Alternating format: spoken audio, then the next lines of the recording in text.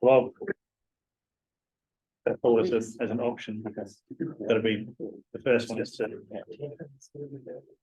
go with the recommendations and then.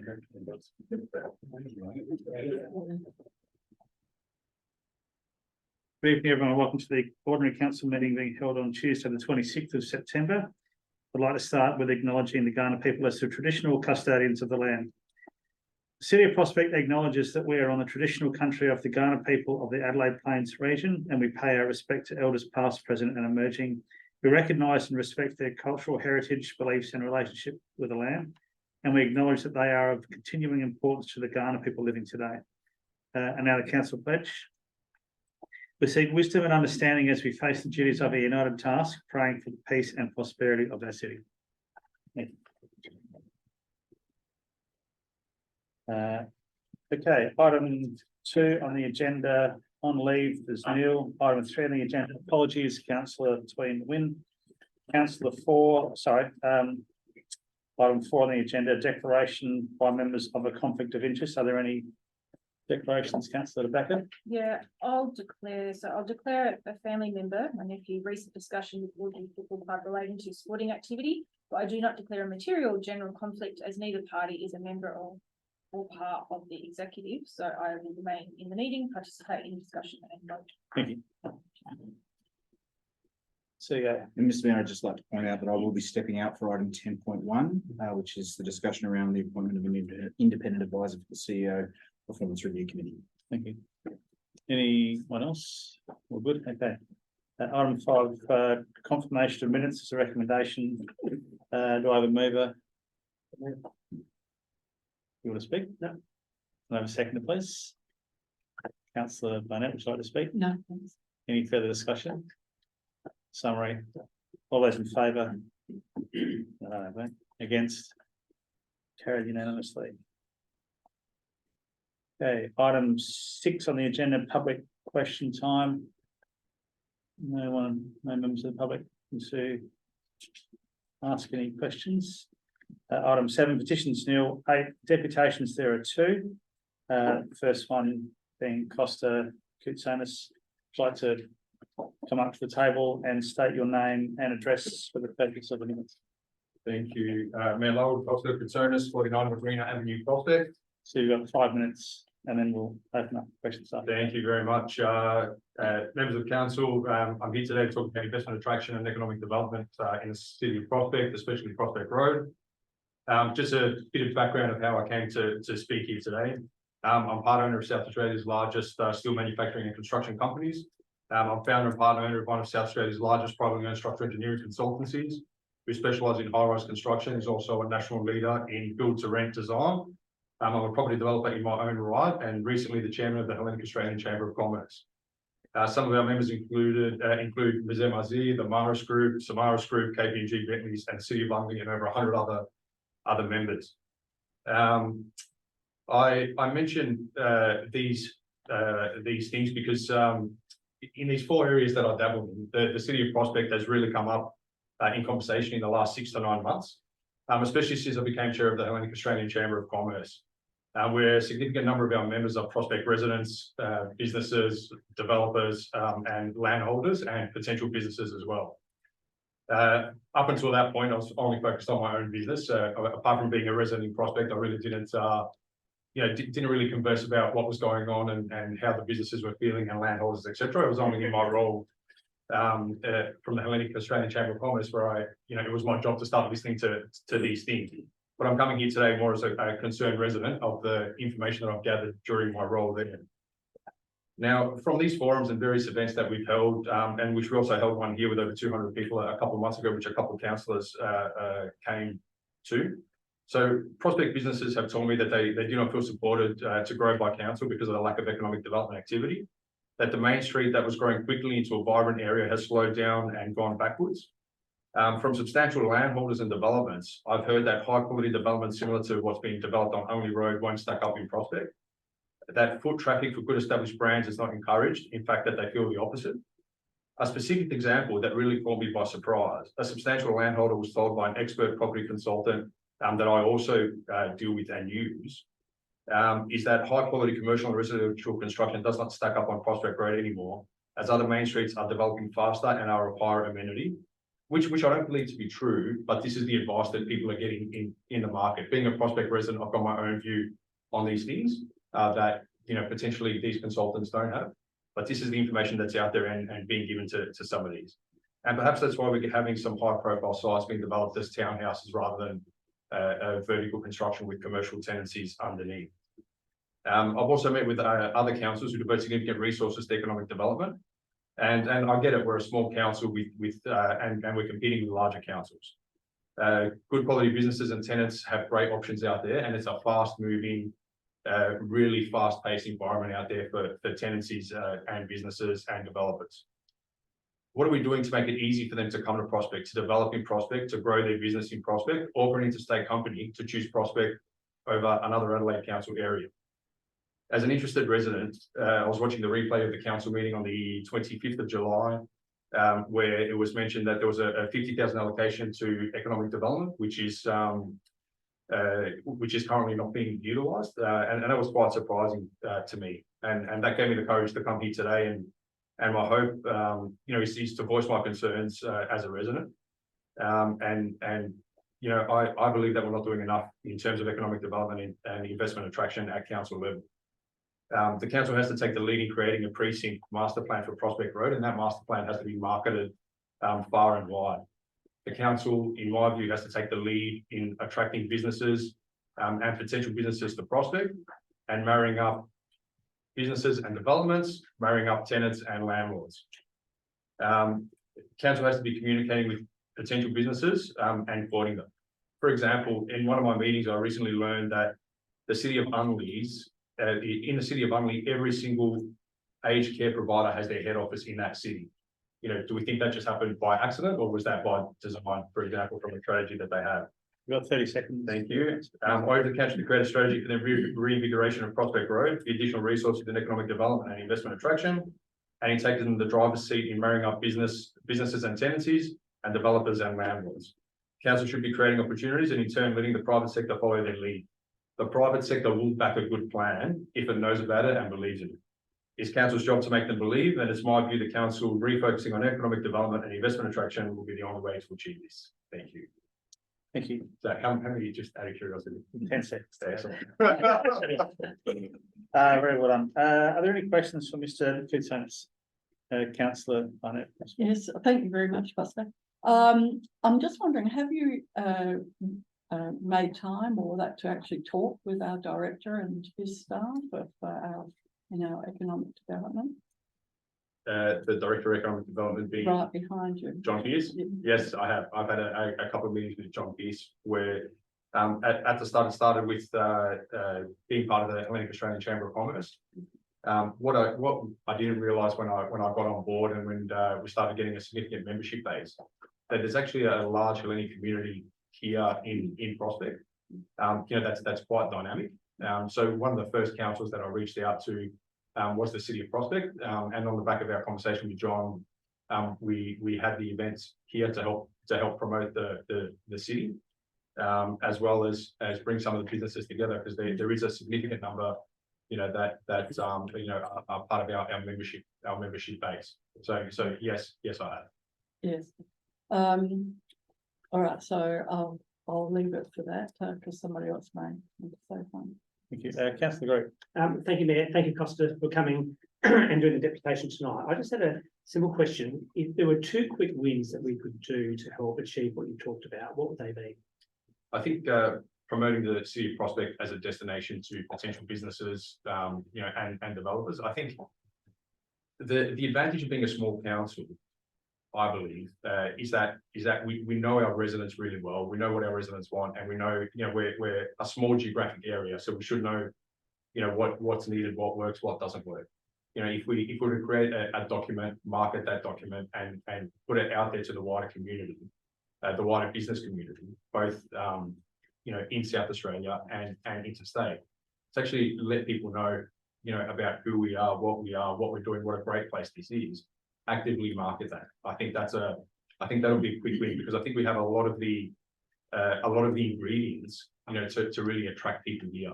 I just think it happens in a fast-paced environment. People come either from interstate or someone wants to open up a business. They think of the main street, what's dynamic, they see the advertising or events happening or whatever it is. And I know we're doing that. I just think that because we're a small council area, which I understand is one of our limitations, I think we just really need to be out there and loud about what we're doing and let the private sector do the rest. Councillor Nguyen. Sorry, was that all? I've got another one, but I'll after No, you finish up. Sorry about that. that's what I'm trying to thought. My second question was, who do you think our biggest threat is in the city of Prospect?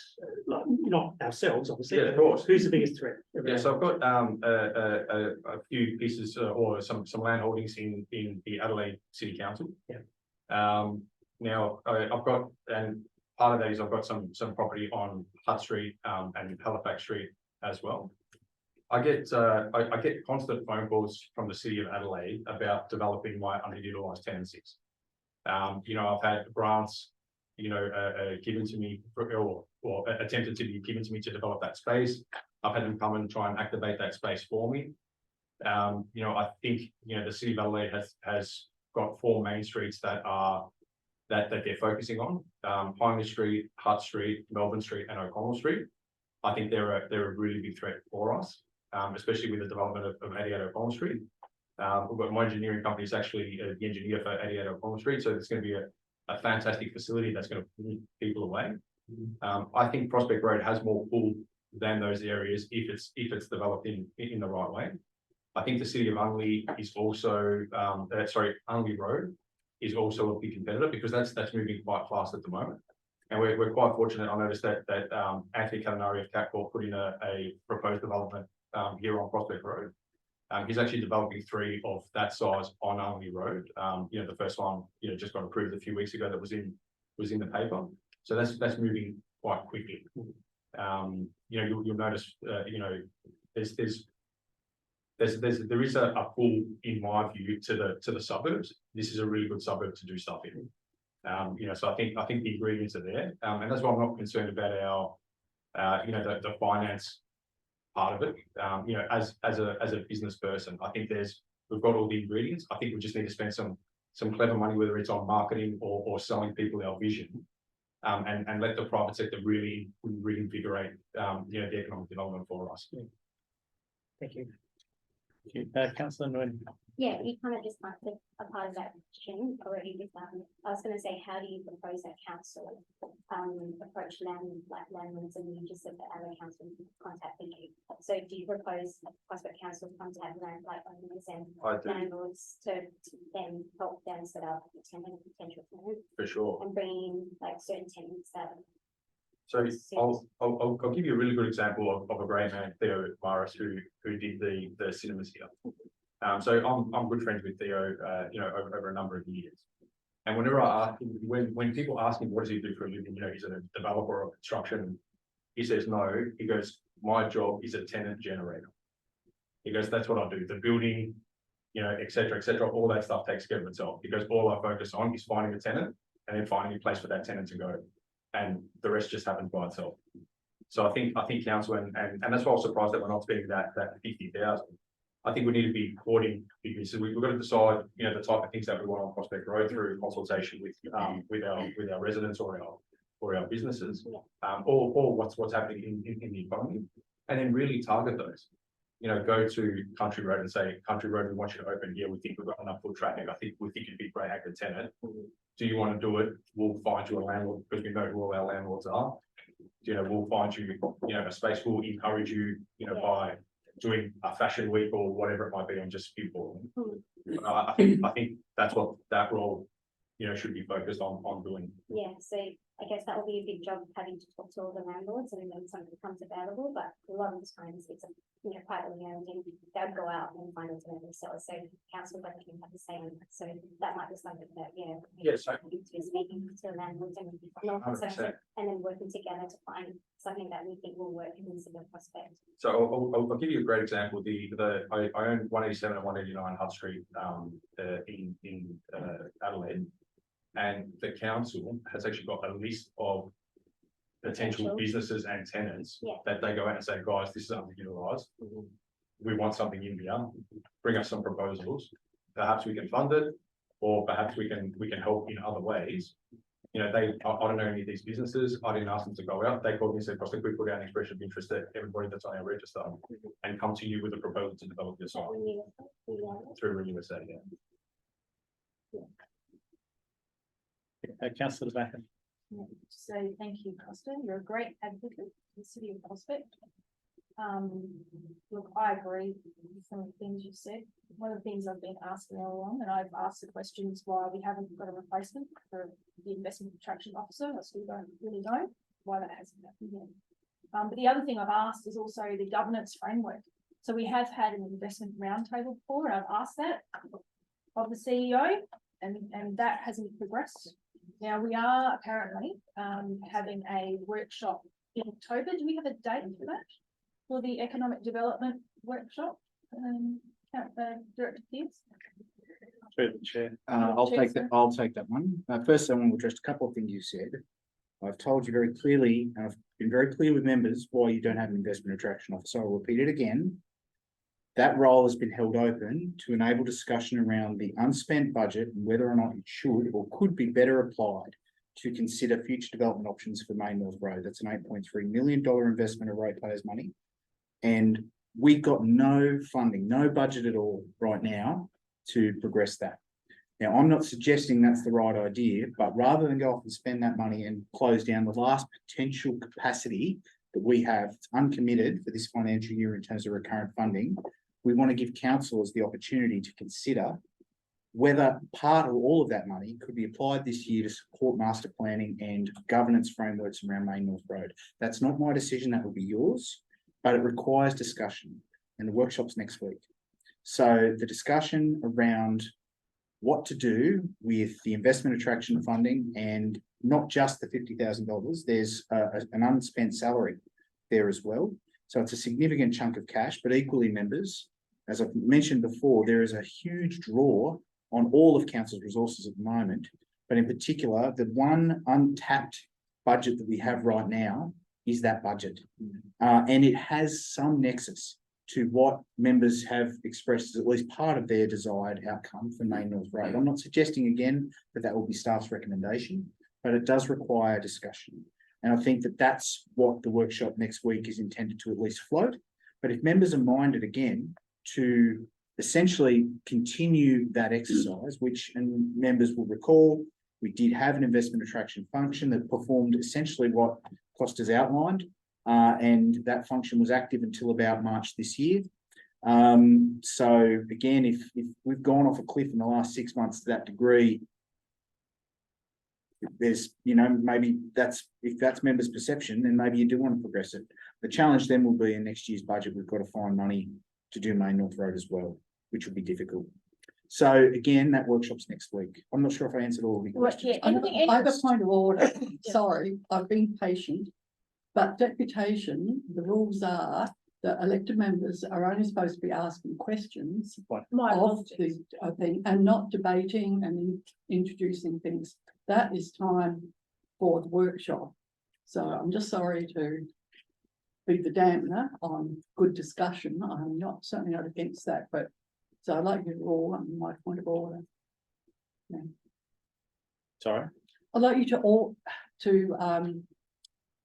respond to my point of order. Do you uphold it or not? Sure. Thank you. Okay. Any further questions for the deputy? That being the case, thank you very much.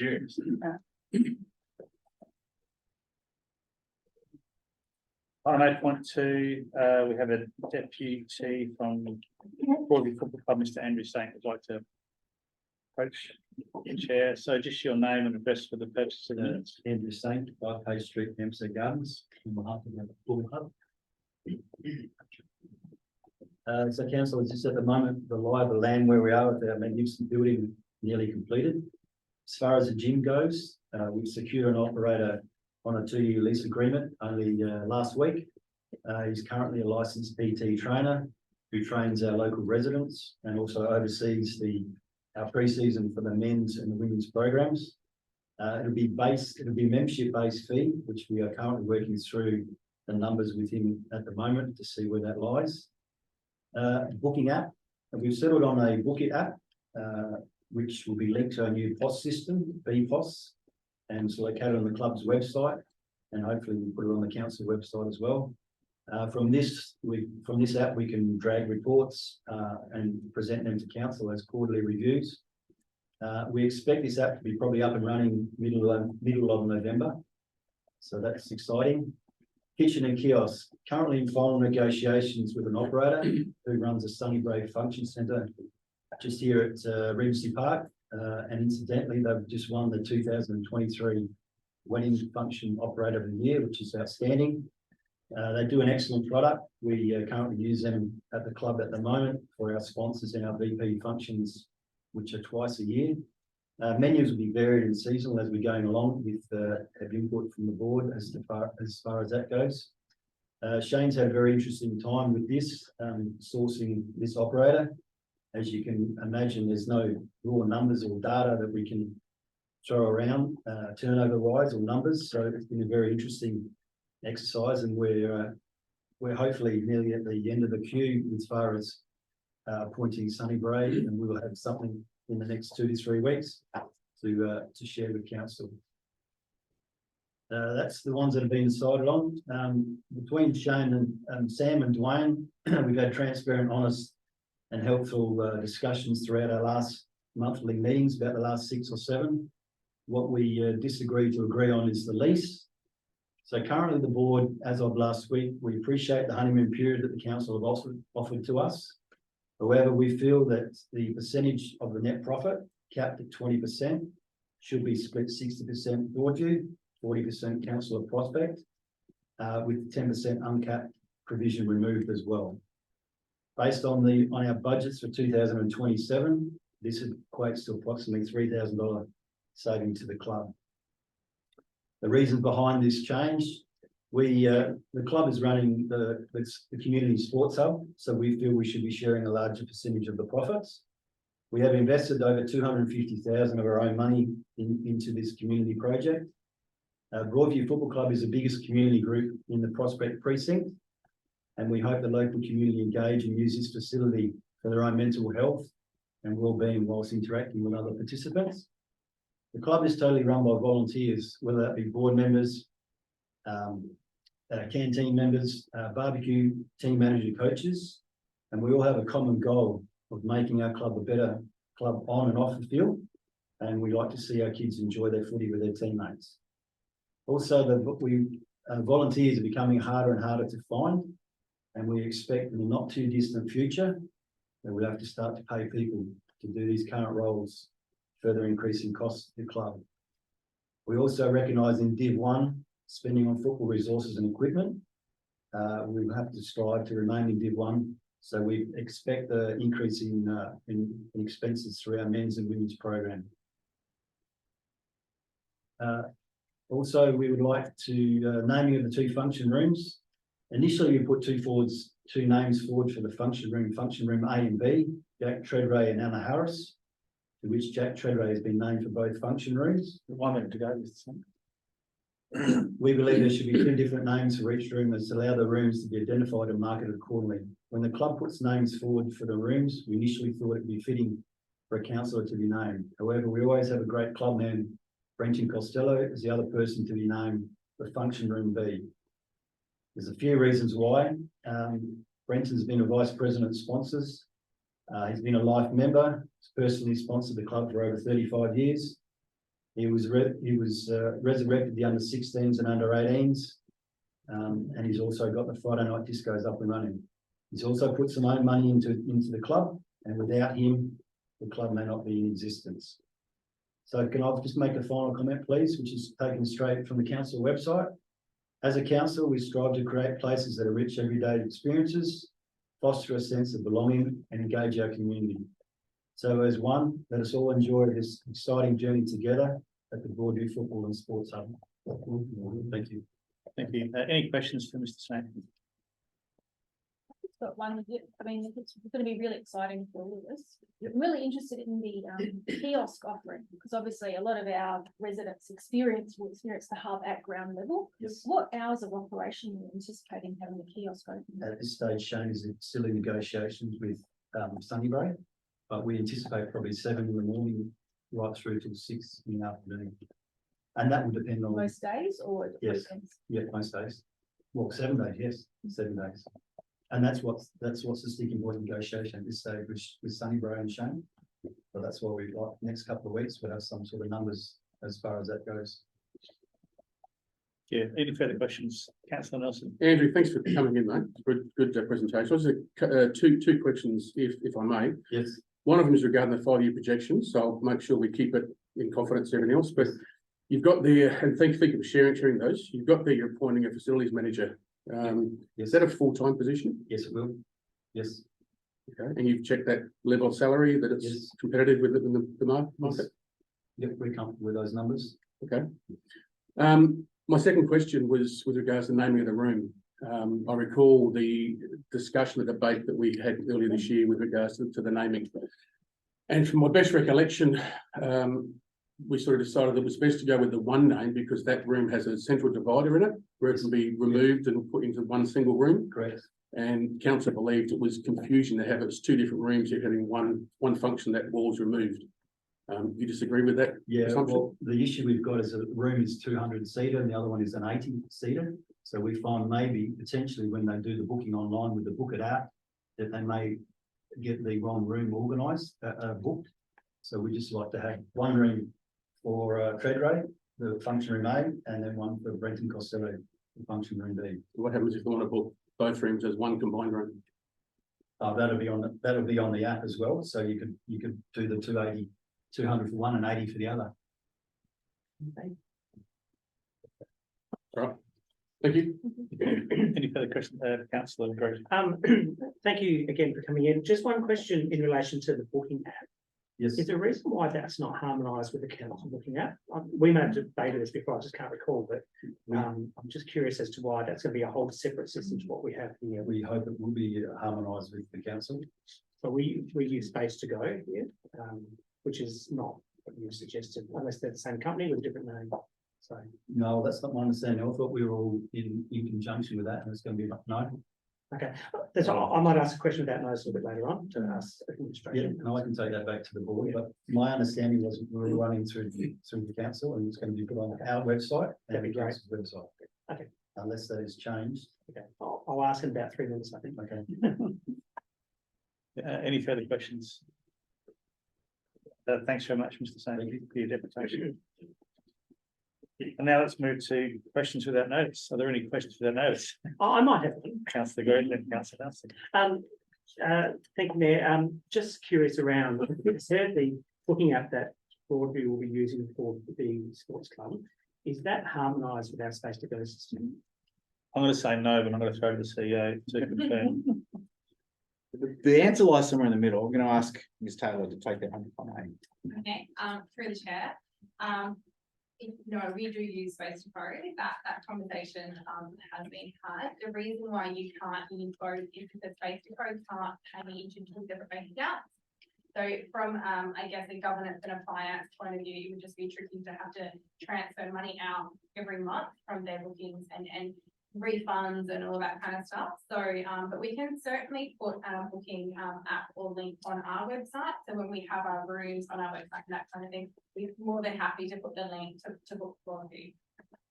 If I can just add to that, there are some commercial challenges around how our Space to Go contract works as well, in which case they take a percentage of the revenue, which of course, the revenue being a key component of the discussion around incomings versus outgoings, how the rent will be calculated. That will add an additional complexity of the issue that will deduct 15 to 20%, significant percentage of the rental fees that would come off the top. So that plus the commercial challenges of intermingling what will be club money with council money and the relative, from a staff perspective, comfort we have in essentially identifying it as another facility as we do on our website, but rather than pushing to Space to Go to book, pushing to their booking system to book, felt like from a staff perspective, the best option, given the challenges and obstacles that lie between essentially commingling the money and the bookings and then having to account to the club minus a deduction Space to take and impacting the revenue accordingly. There's some complexities around it that sit in that space. Thank you. Just two more questions on that. From a consumer perspective, when they go onto our website in the future, at the moment, it's quite a nice, experience. You click the button, you go off to the Space to Go website. Presumably, or let me ask as a question, if you click the Broadview room or the Broadview club rooms, will you go to a separate website, i.e. the Broadview Footy Club's website? So, yeah, Is my understanding, Ms. Taylor? Through the chair, that's correct. My last question, and I'll risk, tell me if I can't ask this because it might be commercial confidence, but do we have a current contract with Space to Go? How long is that for? CEO. It probably does have some commercial aspects to it. Ms. Taylor, tenure of the contract, Through the chair, when I came, I have reviewed that contract that was signed with originally. But I have had a couple of conversations with Space to Go to try and negotiate some form of a discount. And B, also there's no that will be revisiting that in the future. Thank you. Are there any further questions for that notice? Councillor Nelson. Chair, I do have two. First of all, recently there's been a number of traffic management issues around Prospect that have occurred around the area to cater for various construction projects that we've noticed. Both residents and elected members were unaware of these matters occurring, and I know from myself received a number of calls. And these matters tend to create angst amongst the community when they're not notified. So just wondering, do we or can we have a mechanism for reporting or notifying any upcoming or current traffic management on either our website or via the elected members portal? CEO. so through you, Mr. Mayor, we do notify some of the more significant ones through the CEO update. And there is a lot of them. So there's sort of a balancing act that goes on with the staff to determine sort of where the line sits. Mr. Delano, can you add anything to this? It is a difficult one. I know we do there's a lot of stuff going on in the development space versus so some of those are development conditions of consent for private developers versus our own works as well. So there's a collection of. That's correct. So, councillors through the chair, we try and I effectively make a subjective call with my staff as to when we do push things up to let the members. Under the various Act for utilities, we're not required to be notified. They could undertake works, sewer works, close a road, effectively one of our local collector roads, and we wouldn't necessarily be notified. So there isn't always a mechanism that council actually understands what's occurring in our own street, which seems surprising, but that's the reality. So at the moment it's subjective. We try and push information to the councils when we believe there's significant impact. There's an incident, is an incident or few experiences you've had. It'd be good to know what they are, and then we can sort of work back in terms of how they may have gone about it. Maybe we can review our process if we did know about them, and whether maybe we should have notified the members. So if I may, I can share two very quick ones, if it's possible, or Brief. I can be very brief. There was just in the last five days, there was the witch cones, the witches' hats on Prospect Road outside Coles. When I believe after a number of calls to the CEO, and I think CEO called the director to find out that Rosary were doing a concrete pour, and they had witches' hats out for 24 hours beforehand to make sure that nobody could park there. And a lot of residents were complaining to council, were complaining to Coles, complaining to a lot of, because nobody knew what was going on. So until we got involved and said, actually, this is what's happening, then everything went to ease. The second one was the shutdown of Thorngate Street, where again,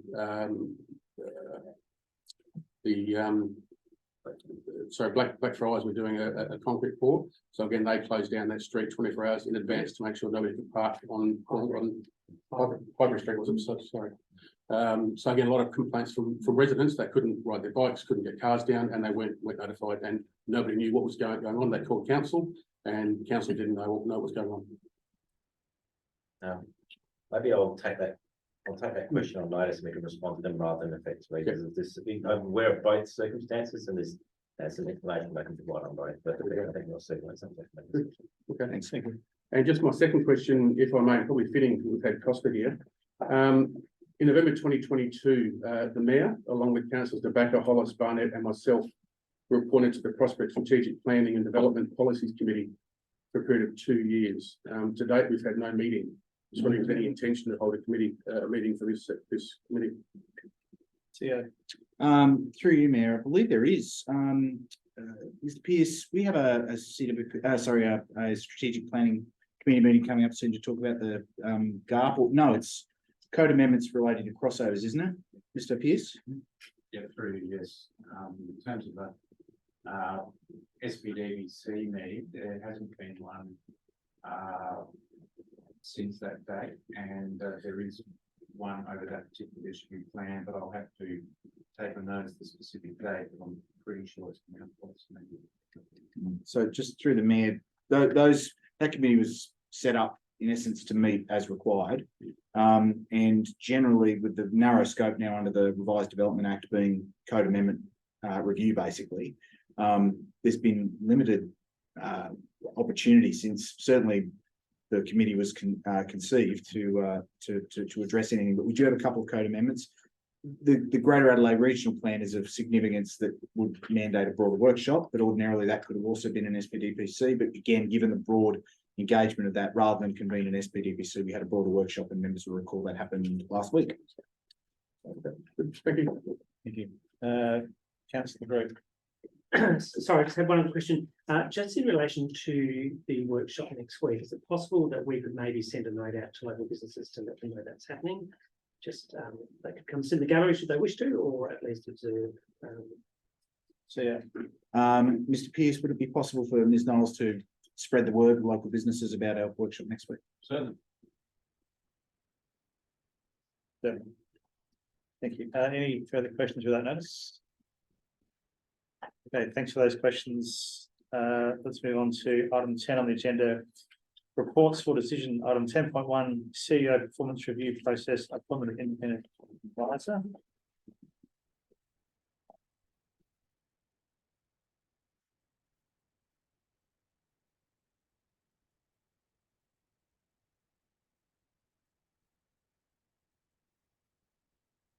Okay, okay, so we have some recommendations there. I'm seeking a mover for the recommendations.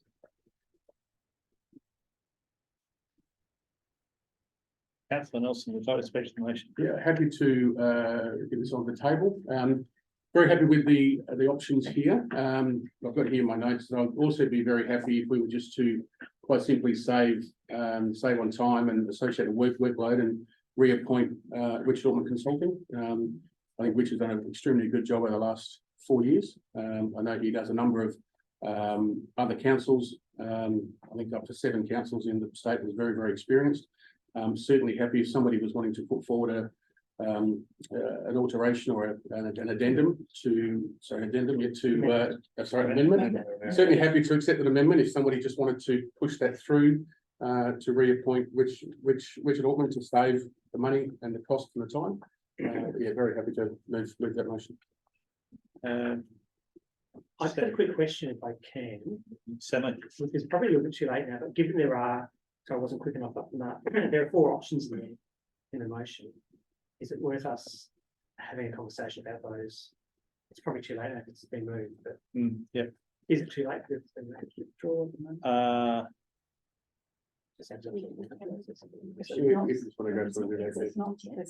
Yeah. It hasn't been seconded yet, so we can do that, yeah. I would move that. Suspend. I was just say something else as well. It's going to make sense. It's been a long day. Okay, so there's been a suggestion that we suspend meeting procedures. Show of hands. Okay, so we'll go till 8 o'clock. Should we need it? Okay, over to you guys. I've got nothing to say. I just look. I just think that there are 4 options there. To Councillor Nelson's point earlier, we have been using Richard for a while. He does a very, very good job. There's probably, I don't see any reason why we can't extend the contract. However, you know, the transparency, the others may say they would like to have a go at getting the work back. So I'm kind of 6 1/2 dozen of the other, but I just think it's worth a conversation if people thought the extension to Richard's contract is the most appropriate answer. Any further discussion? I'm happy to just by this. So obviously, as I mentioned before, you know, and I'll admit that I use Richard, or I have used Richard for a number of years. I've never had an issue. I know from feedback from here, he's done an excellent job. My understanding is he does only Port Adelaide Enfield, Adelaide Hills, Clare, there's a number of different councils he does. And I don't think we've ever had any issues, and I know some of the costs and the time that we go through and the staff time it takes to go through some of these tenders.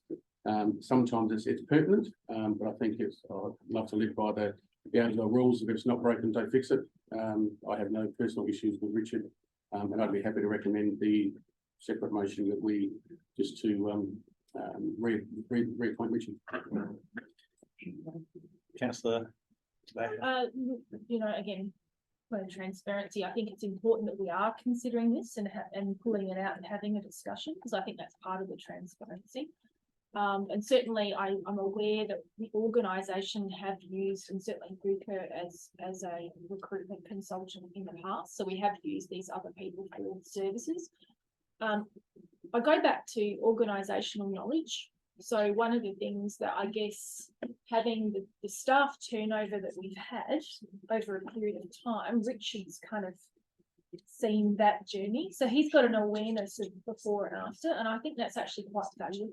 So I'm certainly supportive of having Richard continue, but I think it's also very valid that we have this discussion and have views around the table. Councillor Stanton. Is there any legislative reason that we do have these, people that we go and select from, or are we required to, you know, bring this up every time, or can we make a decision just to extend the contract? I'm not an expert on legislation, but I would guess that there's not. I think that we're just being transparent and doing our due diligence by going to the market. But that's the staff's recommendation, that we go to the market. So I don't think there's any legislative. Can I say Yeah. something? So there's through the chair, there's nothing legislative, but through the reform, it did specifically talk about we need to have a qualified independent person. So all of these people can fit into all the criteria for the reform of qualified independent person. As to, do we need to go to market? Can we reappoint? Is council's decision. And if I just ask a further question on that, how much money would we save if we didn't do this process and we extended a contract? I think it's time. Time is money, yeah? Yeah. It's hard to. Do you have a sense of how many hours would be required to go out to tenders? Through the chair, it will be staff time in terms of liaising with the provider, and assessment time and the panel's time to go through and work through the assessment criteria and assessing all the candidates. So it is time at this stage. If elected member council choose to go for selective tender, if it's open tender, there will be advertising costs, etc. And also it would extend the time that we appoint the next person. So if we would just extend now, that could happen pretty quickly. I think we've got time to go through the process. We wouldn't have backed ourselves into a corner there, so I don't think that's I don't feel that's a concern. That is correct. Councillor Barnett. Yes, Tanya, I think we're doing the openness and discussion and all that now. I'm just thinking that again, like some Councillor Tobacco's mentioned, that at this stage where we're at as a council, that I think we really need somebody who like Richard Altman, who understands where we're at and can get on and do, you know, the review sort of quickly and with in due process. So at this stage, I'd be opting for option 1 to extend Richard Altman consulting by direct appointment, unless somebody can convince me otherwise, but I haven't heard that yet. Thank you. Anybody else? I've had no problems personally with my experience with Richard. I am a little bit not as bullish about just extending his contract myself. I do like the transparency of going to the market, and if he's the best candidate, then he will get through. That's just my perspective on things. Okay, so from here, we can go back in a session. Councillor Nelson, you'd have to withdraw your motion and someone else will have to put forward another motion if you should choose to. So you're happy to withdraw? I'm happy to withdraw the motion. Yes, if somebody else want to put forward the. Okay. Or you want to. I can put it forward, yes. Would anyone like to put forward an alternate motion? Yes, I'll test the floor with option one, but, instead of part two, that we substitute option, under options, option one, that extend Richard Altman Consulting by direct appointment, subject to his acceptance. Would you like to speak to the motion, councillor Barnett?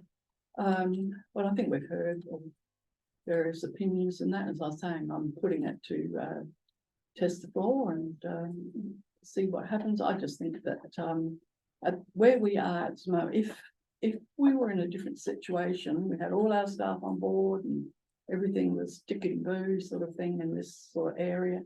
But you know, I do think that with the exception possibly of VUCA, who have handled our CO performance review process a few years ago, they'd, I think, be about the only ones that would really be able to pick up very quickly and get on with it. Because I think, you know, we've had enough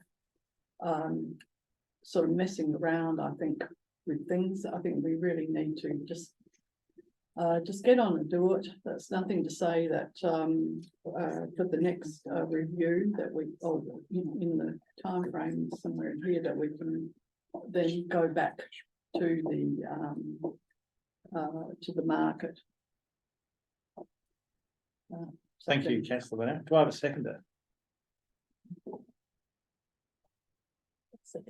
Councillor Holt, would you like to speak to the motion? Oh, look, I think we've had Richard, I know we've had him 2 terms now, but look, I think he does know the situation council's in at the moment, the cost, the speed at which we can get him back into the position is benefits the council, and I think I'd I favour, and I'd like to see what others have to say. Thank you. If they agree. Thank you. Any further discussion? Okay. Just through there, just having reworded that, the recommendation there, just in, showing the council and council are comfortable with that. So that having considered, part 2 there, appointment of an independent council approach, Richard Altman Consulting, with an offer to renegotiate, his contract. As is mentioned in the report, there's not a, extension provision currently, so it would be a matter of approaching him to determine if he was happy to accept that. Yes, I'm happy with that. Yeah. Happy with that, councillor Holt? Yes. Thank you. Okay, if there's no further discussion, I'll head back to councillor Barnett to sum up. I think there's a couple. Just put it. See how we go. Okay, let's put it to the vote. All those in favour? Against, carried unanimously. Thank you.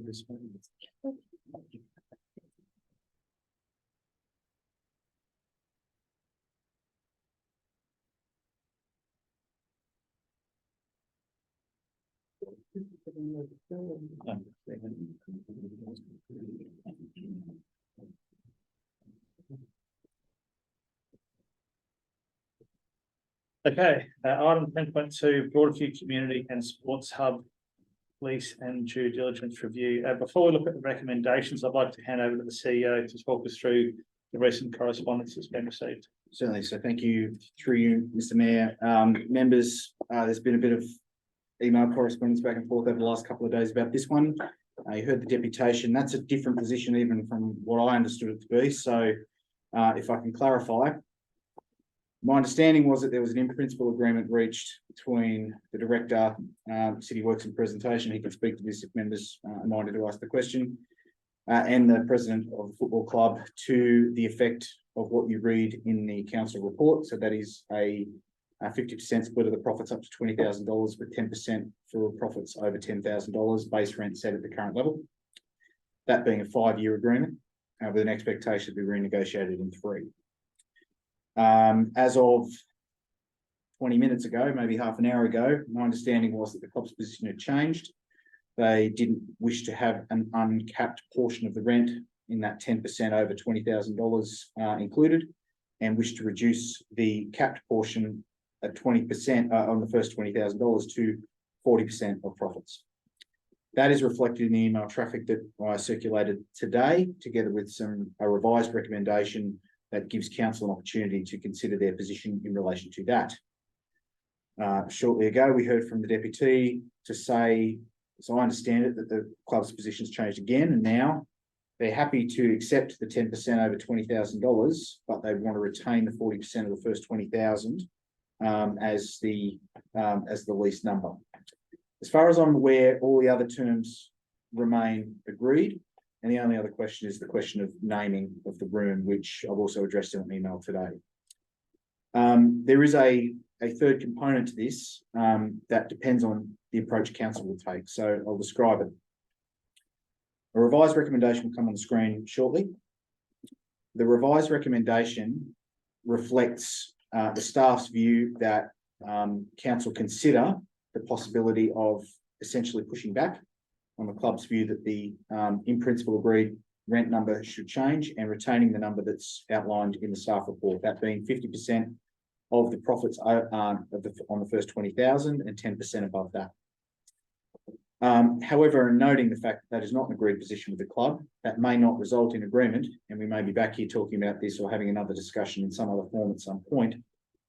The problem being, of course, that we have a building that's very nearly finished, and we're going to need to enable the decanting of club assets from the existing building into the new one to facilitate the demolition of the existing building to stay on the project timeframe. That's important. So the revised recommendation acknowledges the fact that that may create some challenges for us and suggests that council consider delegating authority to myself with the director to negotiate a short-term occupancy agreement to get that deal done if we need to. The third component of the recommendation deals with the naming. Staff have no in principle concern with the naming, but of course members may have their own view. And based on that, recommendations 8 and 9 deal with the naming. In order to deal with the change in name, we have to rescind the previous resolution that names function room B, the Jack Treadray function room B, rescind that essentially and rename it the Brenton Costello function room. Of course, that also requires a renaming of function room A because we have to rescind the entire resolution, and you can't have a function room A for one and the other. So dealing with the naming through a rescission of the last decision and the imposition of a new decision that addresses naming for both rooms. Members, that's a revised recommendation, but of course, staff are aware of the fact that you do not need to accept that recommendation. You may have a different view. To that end, we've presented a range of options, in particular for the lease and also for the naming, if you minded to go a different way on that, but the lease is the most relevant. There are in essence 3 options when it comes to how council might consider the lease. First is to accept the position put by the club, which is now different to how I understood it, but it would be presumably the 40% of profits up to $20,000 coming back to council and retaining the 10% above $20,000 as per the original agreement, with other terms remaining as per the in principle agreement in the staff report. If council are minded to accept the club's position, this can be dealt with in open council by a simple resolution, and we can be pretty confident based upon what we've heard tonight that that agreement will be done quickly, so there'll be no need then to delegate authority to staff to deal with a short-term occupancy agreement. Just deal with the lease and then the question of naming, which is a separate issue. Option 2 is the recommendation, which it essentially suggests pushing back with the in principle position, but noting again that that could cause delay, in which case we might need that short-term occupancy agreement if we don't reach agreement quickly. I also note that the email indicated some caveats around that short-term occupancy agreement, which members may or may not agree with, and that's absolutely open to you to debate, discuss and consider. And the third option would be that you don't really like any of those and you'd like to maybe have a chat about this, in which case, given the commercial nature of this discussion, it might be worthwhile to defer the item to the end of the meeting to consider in confidence. Those are the options available to council, and I'm happy to take questions or defer them to the director, should members have any questions on that.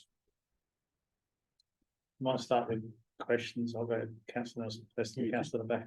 Question, I may have misheard, but I didn't get that indication from the deputation. I thought that the deputy stated they still wanted to remove the 10% over the $20,000. Can we confirm? Unfortunately, we can't ask the deputy that question now, maybe a nod or a shake of the head.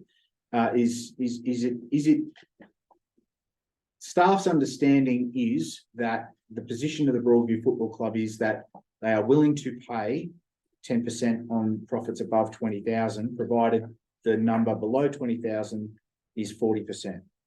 A shake or a nod?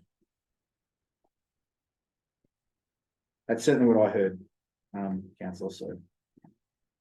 Thank you. Councillor Back, you had a quick question. Yeah, look, I'd prefer, there's been a lot of information come at us. We have to make an informed decision. I prefer this in confidence. Yeah.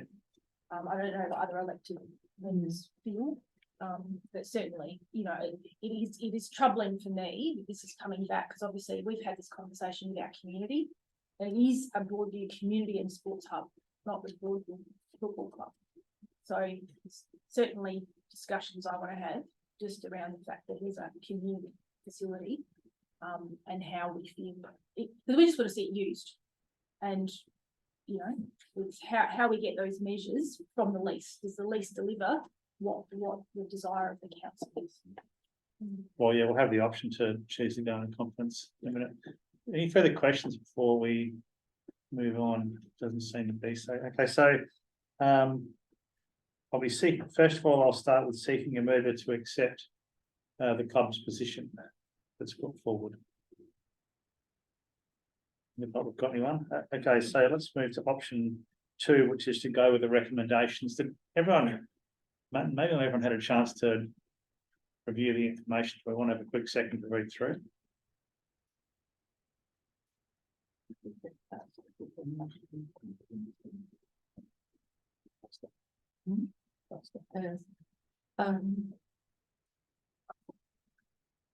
Mr. Mayor, yes. Quick question. Wouldn't it be quicker to actually ask if we want, how many want to go into confidence? Just about to get to that point. I just wanted to give everyone a chance to read what was there, because maybe not everyone had a chance to read the information for the day. Is this being emailed through to us? It was, yeah. Yeah. Has everyone had a chance to read it? Please?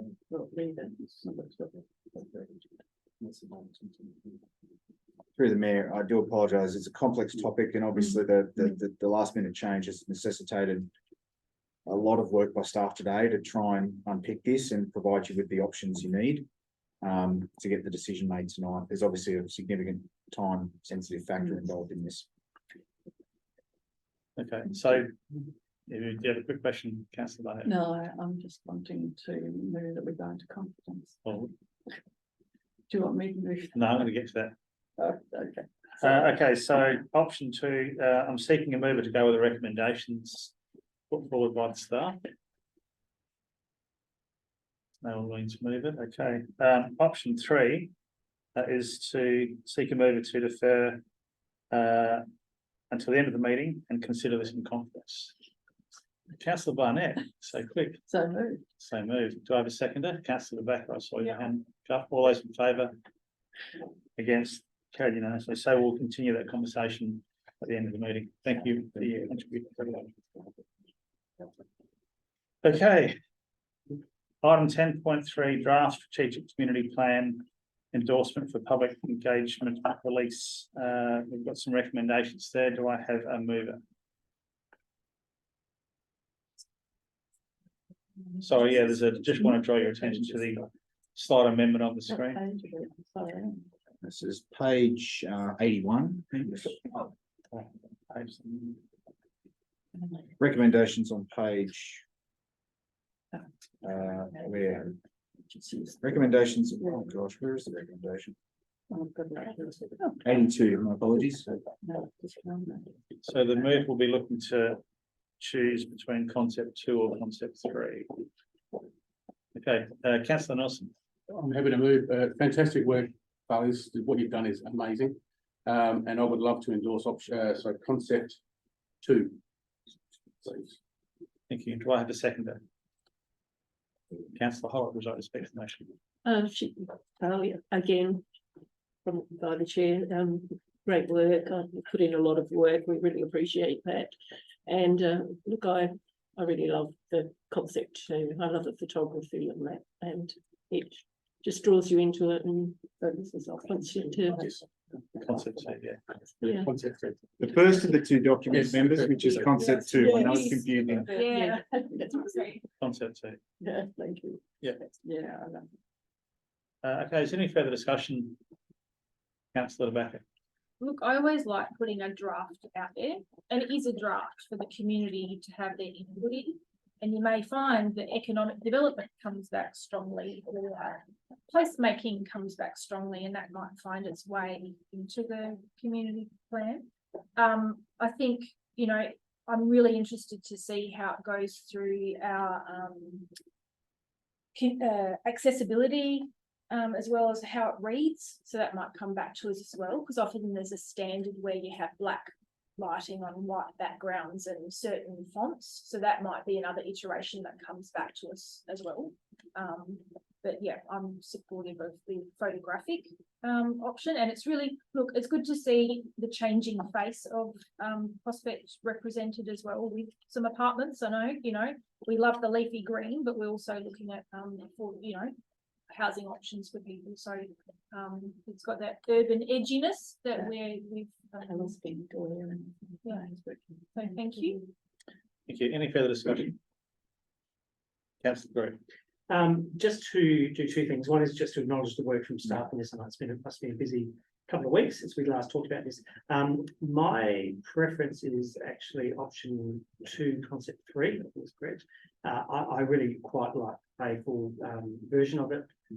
It's not going to get up tonight, and I accept that, but I just wanted on record that I preferred that one. I think that showed us in a really different light. The first option, which is option 1, which is concept 2, is good, but you know, take out Prospect, it could be St Kilda. So it does have all that edginess to it, and it's good for us. But anyway, just wanted to put on the record that I quite liked option 2, concept 4, 3. Whatever it was. The other one. The other one, the other. Thank you, I think. Any further discussion? If not, I'll head back to councillor Nelson to sum up. No, I think we debated this to death a couple of weeks ago, so I think we've all said enough. And again, I know it's been said enough tonight, but Farling, your team, magnificent job. Well done. Thank you. Okay, let's put it to the vote. All those in favour? Against? Carried unanimously. Okay. Item 11 is general business of an urgent nature. Is there any urgent items people would like to discuss or put forward? In the case, move on to item 12, reports for information. So information reports can be resolved en bloc. Would anyone like to, before we do that, anyone like to fill out item 12.1? Would like to pull out item 12.2? Councillor Nelson, Councillor Backer. 12.3. 12.4. Okay, so we can vote on those items. Can I have a mover, please? Councillor Drew, would like to speak to the motion? Can I have a seconder? Councillor Barnett, would you like to speak to the motions? No, thanks. Any further discussion? Quick summary. All those in favour? Actually, I should have asked reason for pulling out 12.2. I've got a couple of questions and some statements to make regarding Livingston Avenue, Islington Path and the Pocket Park. Thank you. Okay, let's move to item 12.2 on the agenda. Can I have a mover, please? Councillor Nelson, want to speak to the motion? Can we get on the table? Just have some questions, please, for the team through the mayor. If we have a latest update on Livingston Avenue. Last we had a site meeting on the 26th of August. At that stage, we advised, and we therefore advised residents that the new budget estimate will be completed by middle of September. We're now at the end of September, and I'm wondering how that budget estimate is. So, yeah, Mr. Leonard, can you take that one, please? Yes, please.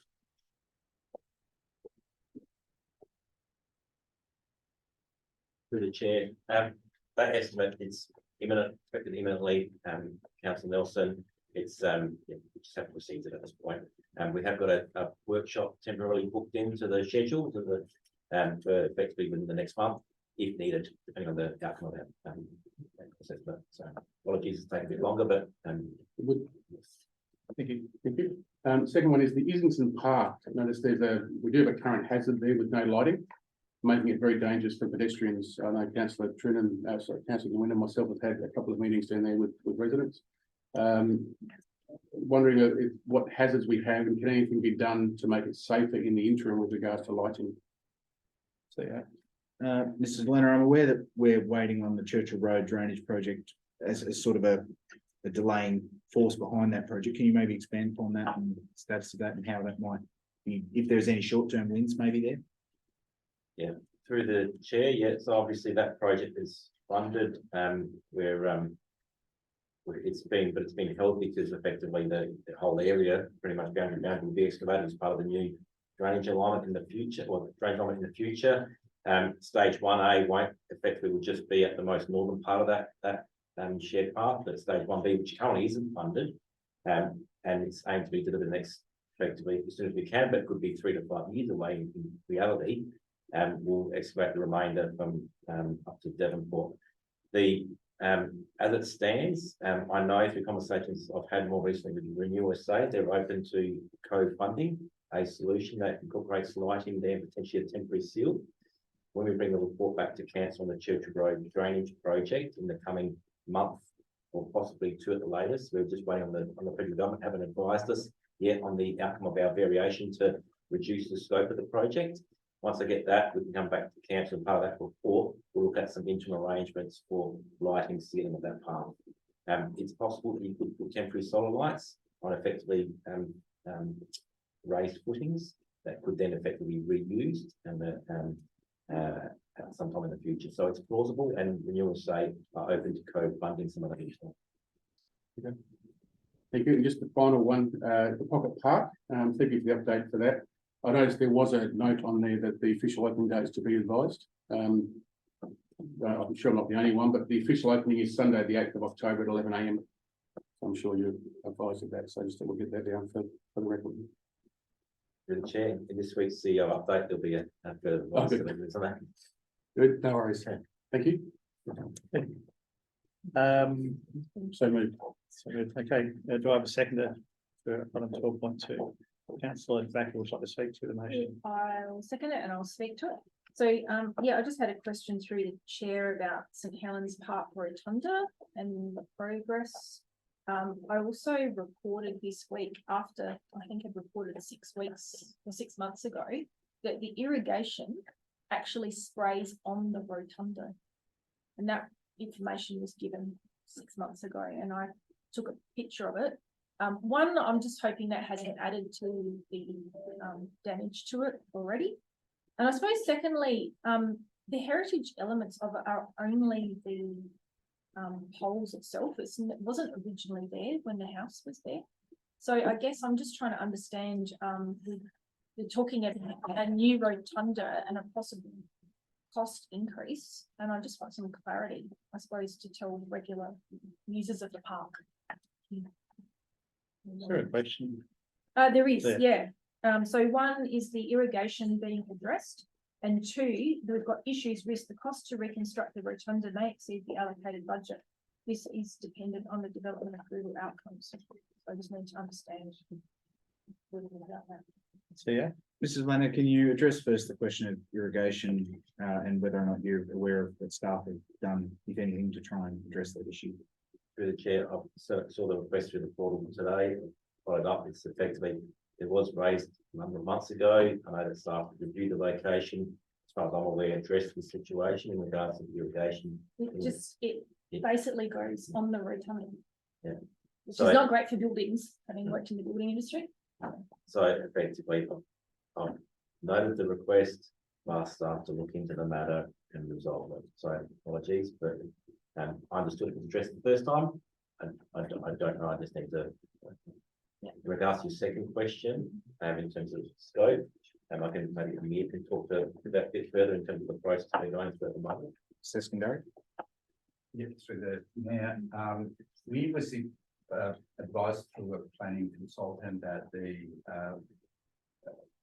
whole rotunda is considered to be heritage, even though there are only a few elements of the rotunda is heritage, but from the code's perspective, it's considered to be heritage. And the DA process is we need to justify, there is no other option than basically demolishing and rebuilding the rotunda, and that has added to the complexity of this DA process. So our consultant is working on that, the engagement and structural engineer, work out whether there is an option to remediate the structure, which is very unlikely, but we need to document that and show that through the process. And that is the reason behind that comment that's made on the report, that, you know, subject to the outcomes of the DA, that might complicate the process or make the project more costly than it's initially estimated.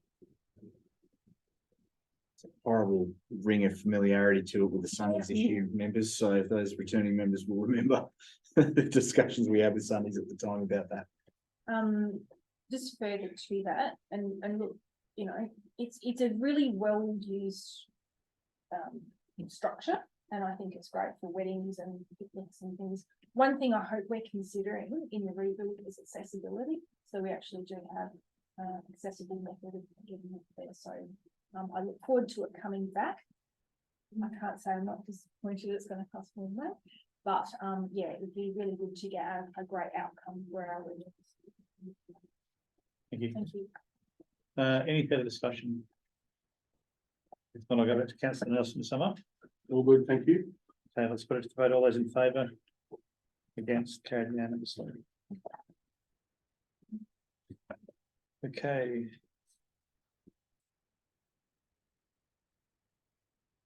Item 13, council member reports and briefings. Are there any council member reports and or briefings, Councillor Mel? I've sent mine through to Mel. Thank you, Mel.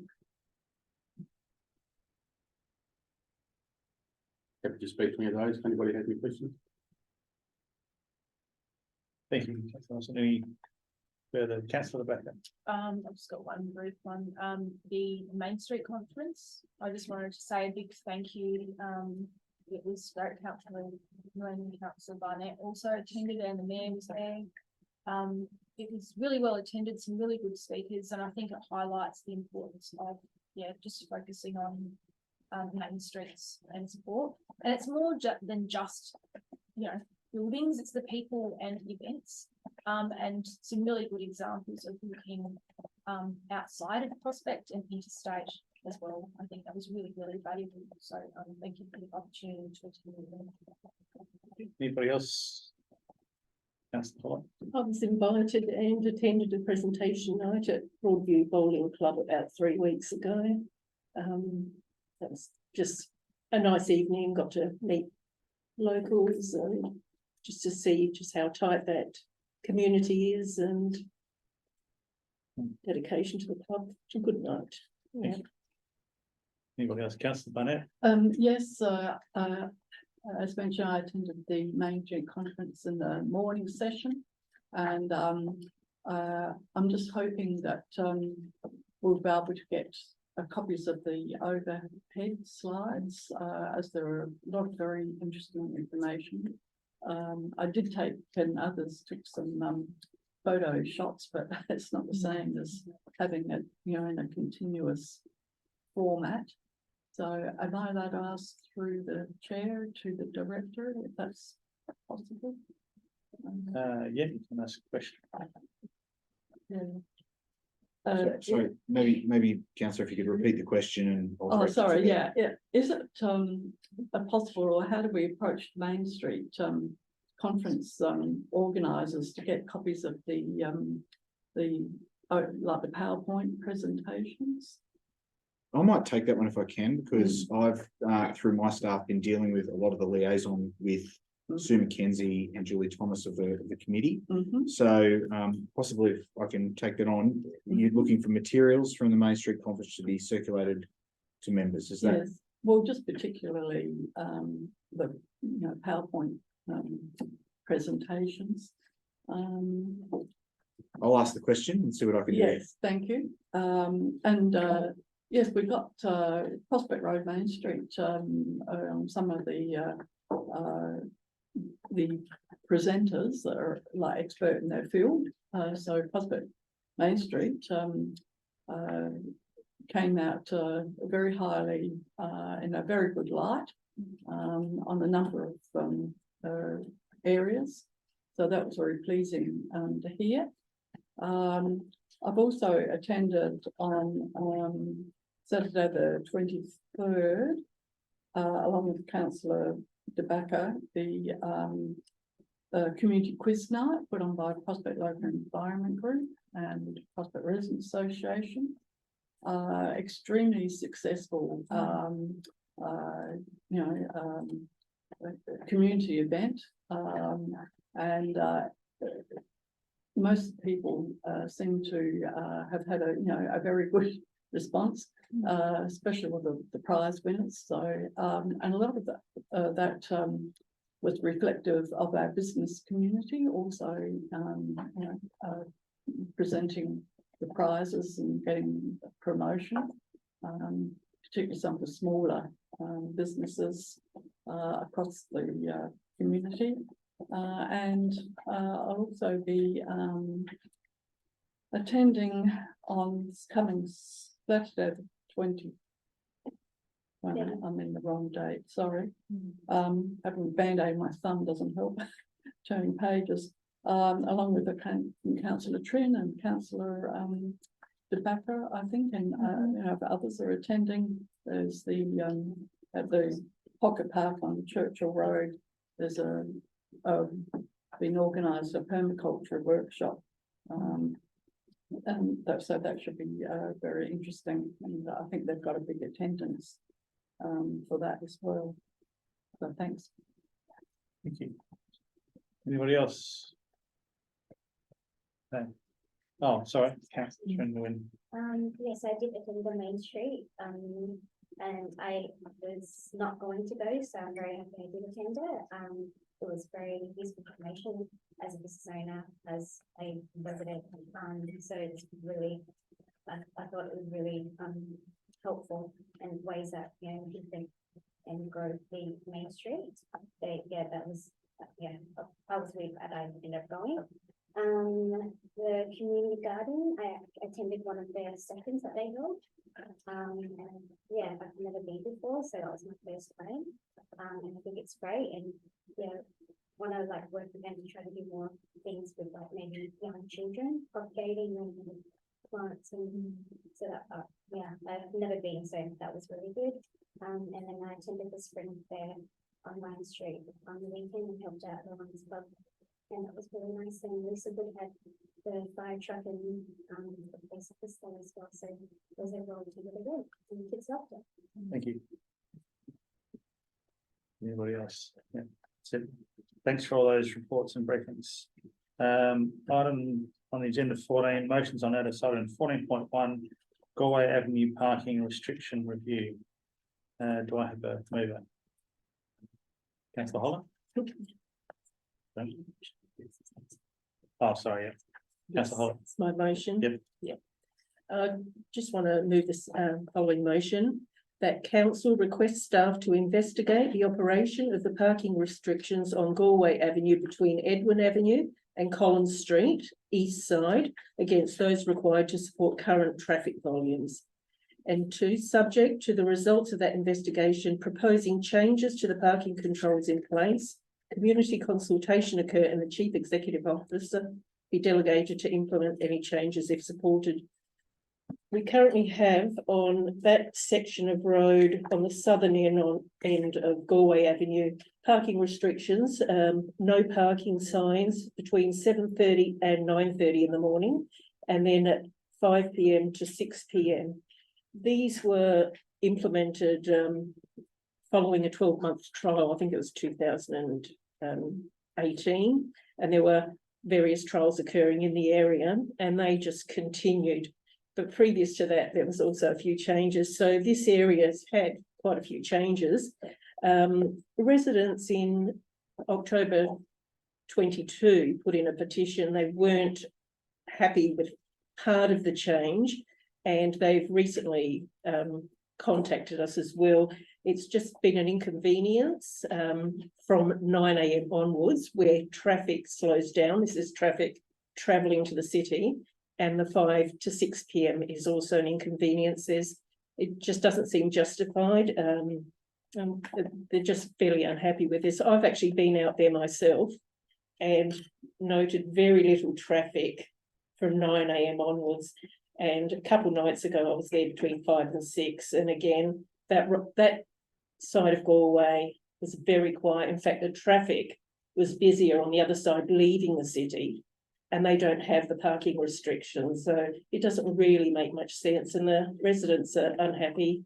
So I think it needs to be reviewed and residents consulted and CEO make a decision on this.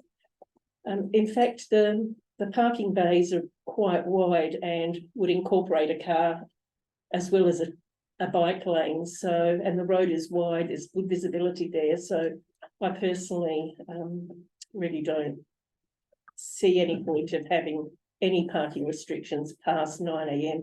The residents are reasonably happy to maintain 7:30 to 9 AM, but would like to see parking restrictions removed past 9 AM. Thank you. Do I have a seconder? Councillor Stanton. It's an interesting, this one. From memory, those parking restrictions were put in because the closure of Edwin and Rutherglen meant that anyone who wanted to come along their Galway and then travel north had to, before they would go down either Edwin and Rutherglen and then scooch up, get out there and then scooch up North East Road. Once they were prevented from doing that, it actually made more traffic on Galway Avenue, and the traffic banked up as there's a light rotation at Galway, and North East Road wasn't able to cope with the traffic. So it banked up past there, and if there was traffic there, it caused issues. That was from memory. I wasn't on council when we did it, but that was just my memory of why it was done. Why it was put in for the evening traffic is beyond me, and I don't understand why there's a traffic restriction there from 5 to 6, because the traffic doesn't actually orientate that way. And as Councillor Hull quite rightly said, after 9 o'clock, pretty much everything's gone from then. I fully support this. The 5 to 6 restriction is just doesn't need to be there, and if the traffic is gone by 9 o'clock, there's no reason to have it through to 9:30. It is disappointing that we put in these trials for 12 months, and that was in 2019. Here we are in 2023.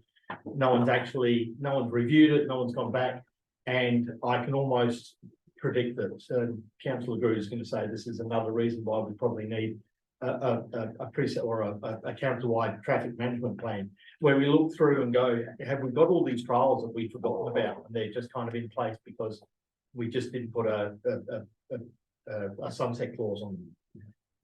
I fully support this. There's no reason those restrictions need to be there, but I also think that we need to take this as a bounce point, that we get a council-wide traffic management plan in, and we go through and maybe cherry pick all these little trials that we've forgotten about. I'm sure that the Edwin and Rutherglen, that was a trial at the beginning, and that's now probably 5-6 years on as well. So I endorse this. I think it's there's no reason for those restrictions to be there in my mind. Thank you. Any further discussion, Councillor Grew? This is a really good reason why we should have better traffic management plan. I've just got one question, which is, this just seems like a no-brainer from what I've heard. Is there any reason why we can't just remove the 5 to 6 without going through what is going to be a lengthy, resource-intensive consultation process? So, yeah. Mr. Delena, are there any regulatory or operational constraints to us or council just considering a change in the restrictions now? Through the chair, say it's open to the council, it is a no-brainer. Like generally when we make changes to parking restrictions, we do consult. There may be some others that have an alternate position that we're not aware of. So we could make a decision on the floor, but then we risk the potential that there could be something that comes back and challenges that decision of council. But ultimately, suggestion would be as we do with any other situation where there's a change, we can stop the community and we understand all views. So that would be my recommendation, that we pursue that, to just give everyone the opportunity to voice their position one or other, even though having witnessed it, I believe there's no need for the extent of no parking that applies on all those instances. Councillor back. I'm still going. Oh, sorry. Thank you for that. Given that this was initially implemented as a trial, does that give us any additional powers just to conclude part of the trial rather than it being seen as a full change of policy position on parking on that street? So, yeah. My understanding was there was actual a resolution of council to entrench the current position. Mr. Delano, can you speak to that? Thank you for the opportunity. Yes, there was a trial. The result of the trial brought it back to the council on the 23rd of March. There were adjustments made, and that's what the resolution was in council.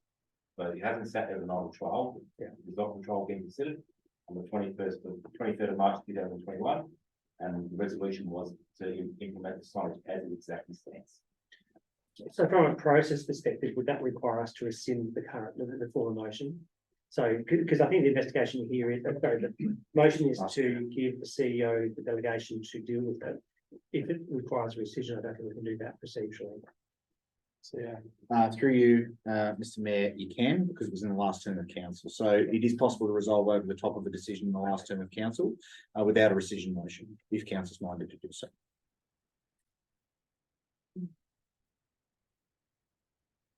Still got what, 2 minutes? I'm just contemplating whether I put an amendment up. 1 minute and I 57. had nods around the table, I put an amendment up, but if I don't, I'm not going to. I'll move an amendment. Sorry, then. Okay.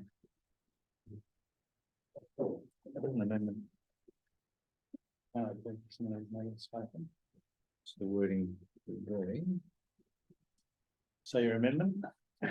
It's unfortunately removing 1 and 2 and just saying that parking restrictions in the southern section of Galway Avenue between 5 and 6 be removed. I'm doing this on the fly, apologies, I didn't expect to do this. That the parking restrictions in the southern section of Galway Avenue relating to 5 to 6 p.m.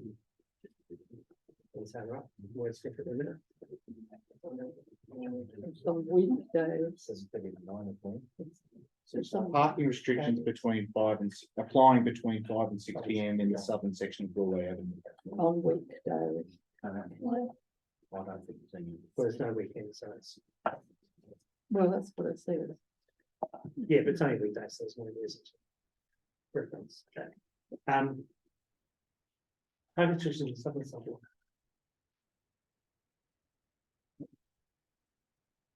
Be removed, yeah. So just a little bit more context. We hear from the CEO quite often around resourcing council and staffing shortages, and you know, this is all accurate and true.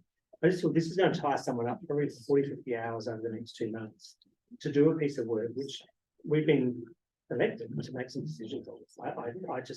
I normally like going out to consultation. I think it's a really important part of what we do. But I don't think this is so material that it couldn't be dealt with just by resolution. So I'll keep talking in case there's any sort of wordsmithing that the mayor might want to do on my amendment. If there is, I'm happy to accept them. But Was there something about 9, 7:30 or 9 in the morning? there is, but I'm taking Councillor Hollett's view here that residents feel that the restriction between 7:30 and 9 a.m. is suitable. So It goes to 9:30. No. oh, okay, right.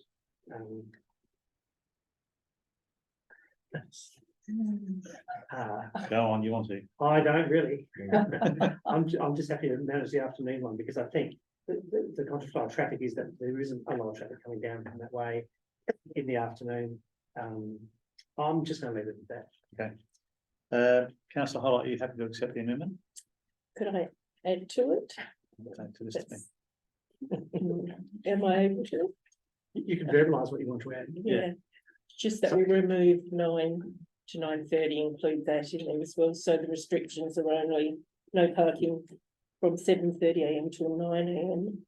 Just before I finalise my amendment, can I ask one brief question? Is there a standard around 9 AM finishing times for parking restrictions and 9:30? Because most of them I see 9:30, which gets you over that hump of the 9 o'clock issue. And particularly for some roads where there's all day parking, that's often used as a bit of a sort of line in the sand rather than 9 o'clock. So I just want to check if that's relevant in this. So, yeah, This is letting your understanding of 9 versus 9:30 as a standard in parking restrictions. I don't have a definitive answer for you, councillor Groot, other than my understanding is that 9:30 allows for that just to shoulder after morning peak. And typically that's applied. I don't believe it's in any standard, it's more a general practice advice. I'm going to leave it like this. All right. I have a question. No. So then, is there a second of the amendment? yeah, so a second for the amendment. Oh, No, I can't. you can't do that. second the other one. So just point of order, is it going to be accepted by the mover first as an amendment or to go as a form? Have you accepted? Look, it's because they brought this to council twice now that, it appears to be a few think it's gotta residents be yes there. or no. One in fact did actually. Sorry, I think it's got to be a yes or a no. Oh, sorry. I used to do that. To get in trouble. What? So it's just a yes or a no? No, Okay, I'm Trina, this is second the amendment. So now goes to amendment. so now we're voting on the amendment. Well, we need to debate through first. I think. Yes. Yeah. Right, so And some of Okay. us have all got questions. It's a thing to put our hands up. So any further debate? Any further discussion on the amendment? sorry, just a point of order, sorry. So councillor Nguyen has seconded it, but not spoken to it. Do you want me to speak to it? Yeah, Yes. I agree. I feel like it is a no-brainer, and if it's a big issue, just to remove it. And then if anyone has issues, they can speak to council, but I feel like, yeah, it's something simple that we shouldn't have to put so much time and effort into considering.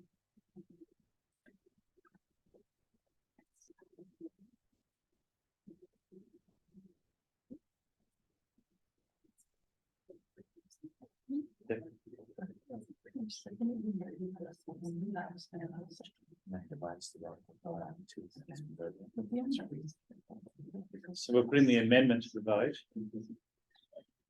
And if the amendment gets up, then we're voting on that as the motion. Okay, all those in favour? Have you spoken to the motion yet? You, Councillor Back. Yeah, I just want to be clear and, yeah. So in regards to the amendment, I'm not supportive.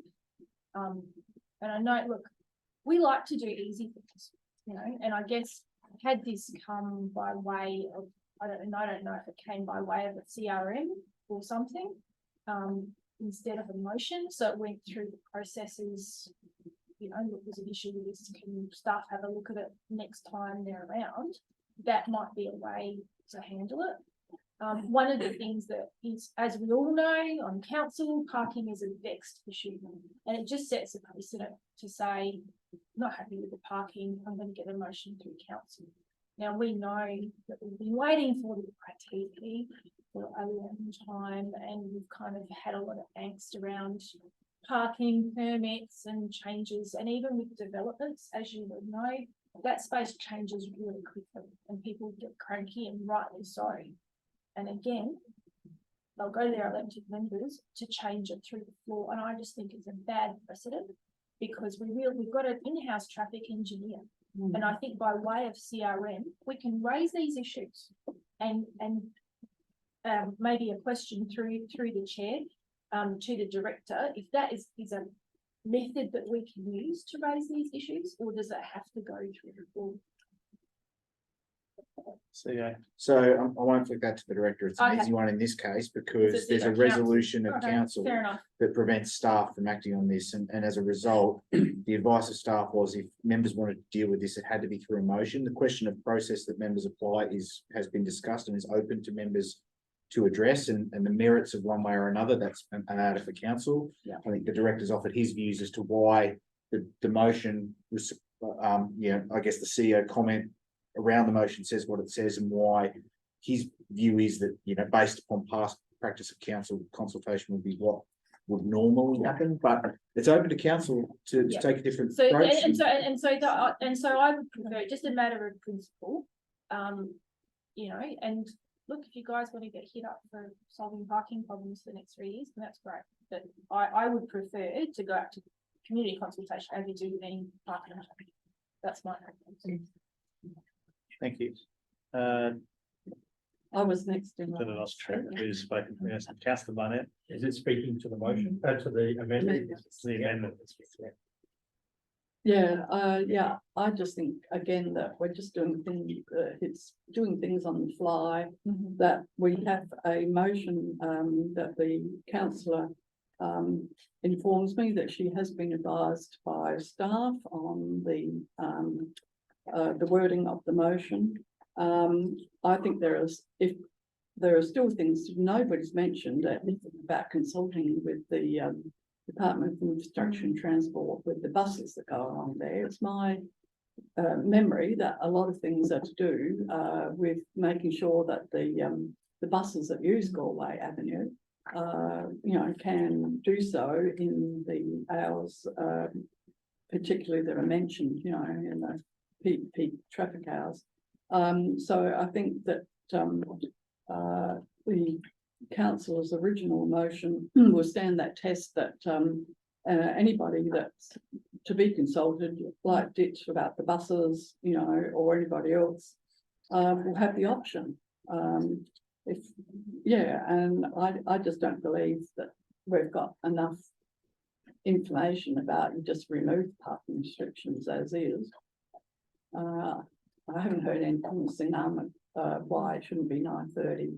One involved as well. So I prefer the original motion that to me seems to have a bit of information and staff assistance and seems just to be a bit more complete and not doing something just particularly on the fly, So apologies to the mover of the amendment, but that's how I see it.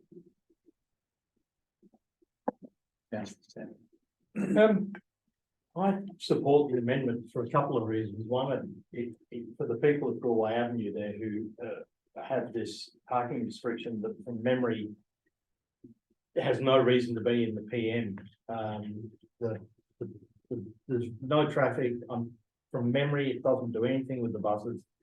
This amendment, what it'll do is get it fixed now, and in the next, you can, as soon as you put signs up, this is going to be fixed.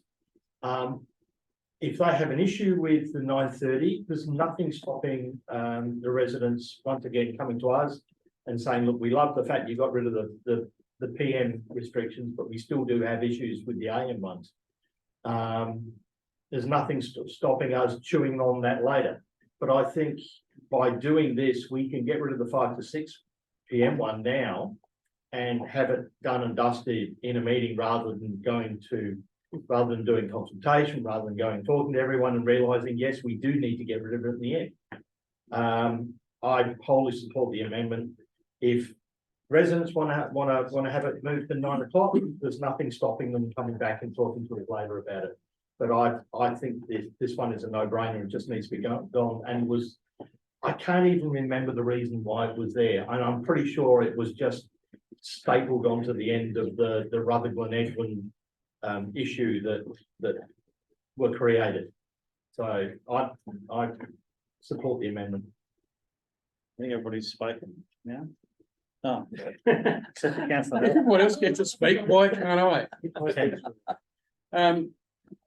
I love listening to the debate around the table. If there's anything I think about, it's why I ran for council. And that is because I thought the council didn't do things swiftly enough. I've just had a look at the Galway Avenue, and this section of Galway Avenue between Edwin Avenue and Collins Street is the super wide section, at least from North East Road up before it splits into two. That area is super wide. It's only one lane each way with massive parking bars on both sides. I have no idea why we'd have no parking there at all. So again, why the parking restrictions are there, I have no idea. I'm sure there's a reason. There would have been a reason for the motion. I certainly get Councillor Tobacco's point, as in let's get things done the right way and everything else, but also get Councillor Group's point in the fact that why we're going to waste council's resources on all this time and probably a couple of weeks of someone's time to get these things done when our role as elected members is to just get things done. And this is one of those occasions. So I fully support the amendment. Thank you. I think that's everybody now. It is now. Have you spoken? Well, I have, but I'll get to sum up. Well, if the amendment becomes a motion, yes. Yeah, the amendment. We're going to vote on the amendment. Okay, we're going to vote on the amendment. All those in favour? Against? So the amendment becomes the motion. Yep. Now, is anyone to speak? Except for something else.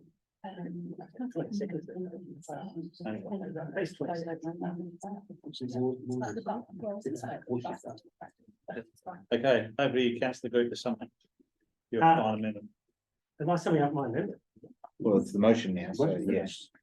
Oh, sorry, councillor. Stop on your motion. You mean to. Look, I think we've landed on a really good outcome. I just wonder whether, the producers of Utopia are watching our YouTube Vision Tonight as a great storyline for a future episode, because I think to Councillor Nelson's point, and your slogan, Councillor Nelson's slogan, I think during elections was get stuff done. Well, I think this is a really good example. Imagine having a resident says, hey, I actually asked for something that's done. Without having to go through a whole lot of red tape and rigmarole. I would not support this process for 99% of things that come to the chamber here. This one just makes sense. I think we should just do it. So I support the motion, commend it to council, and we'll see what happens. Thank you very much for your fine summary. Let's put that to the vote. All those in favour? Oh, to get something done. Yes. Even though people profess they don't know why and they haven't got the information, but who cares? Well done, Mr. Mayor. Okay. Item 14.2, notice of motion to Blue Tree Project, Councillor Nguyen. I was approached by the Lions Club about this project, and I've had a look at the Blue Tree project myself, and their message is it's okay not to be okay, and it's to break down the stigma that still largely attached to mental health. So what Lions Club wants to do is to start painting trees, dead trees blue. They've identified one at the Dudley Park Station, which they're working with Railcare to do. And they want to stick a plaque on there, and it just helps people, bring up or, raise awareness about mental illness and just spark conversation.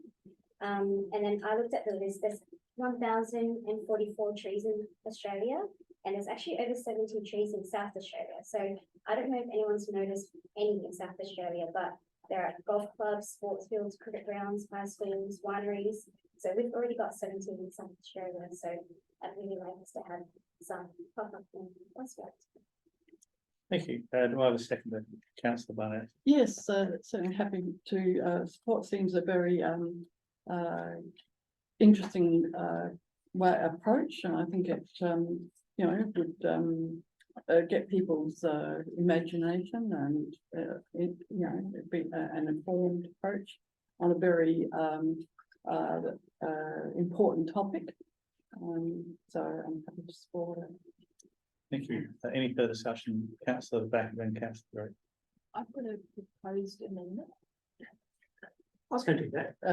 No, I wasn't. So I've just sent it through. Okay. Sorry. And look, I really support this, and I'm suggesting that we take it apart. So my suggestion, and it might be up to the mover, is to instead of prepare and paint blue the tree, I'm suggesting that we change the wording prepare a blue tree concept in consultation with the citywide public art roundtable. And the reason for this, it's a very prominent location in Memorial Gardens, and obviously we've got the pavilion and we've got the playground, which we've got the bespoke fences and things like that. And I know there's some great concept where they've got, you know, crocheted yarn bombing trees, or it could be, I don't know, projections or whatever the thing is, but I'm not an expert.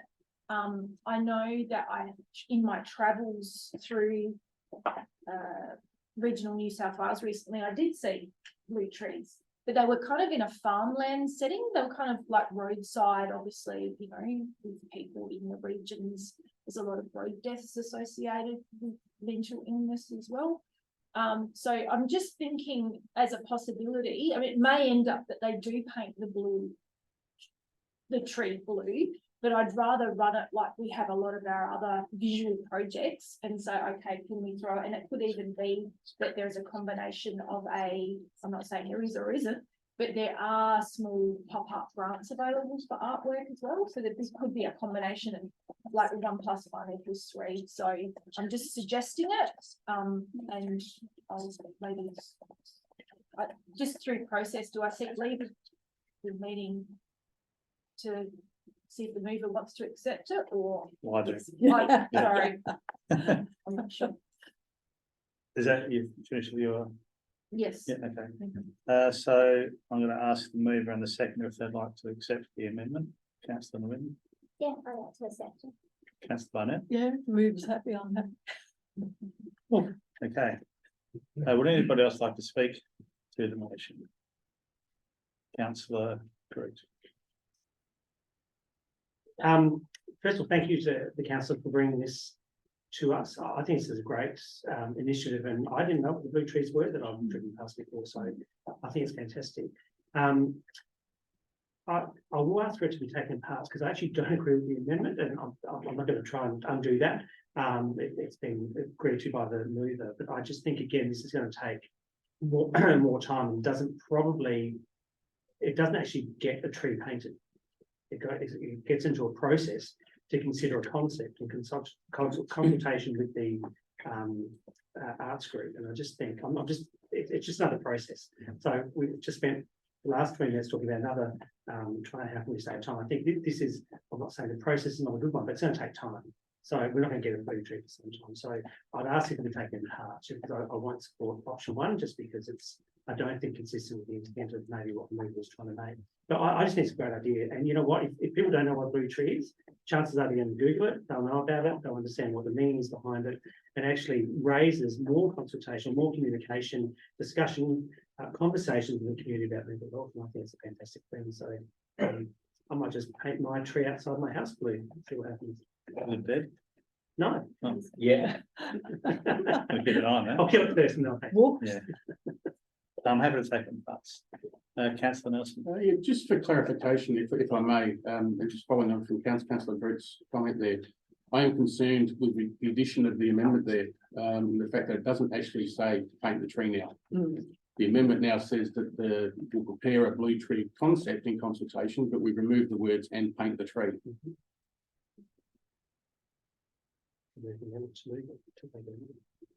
Just say that last bit again, sorry. So my concern is that the previous, before adding the amendment, it said that the authorised representatives of Prospect and Blair Lions Club and Prospect Council to paint the dead tree located near the pavilion. Now we've removed paint the dead tree and now we're only preparing a concept. So it more or less removes the whole purpose of the motion. Yep. Okay, so I'm looking for some direction on how we fix that so that we can I just- put back in there. I was just asking So the we question paint myself. paint the tree.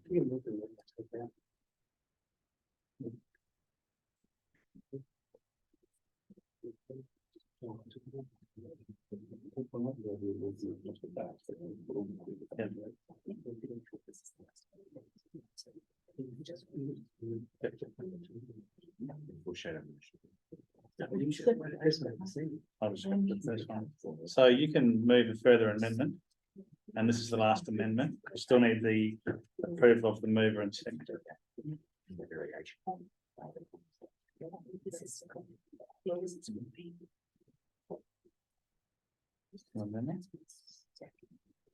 Well, but that's just varying the original motion with the consent of the mover and seconder. We don't have an amendment before yet.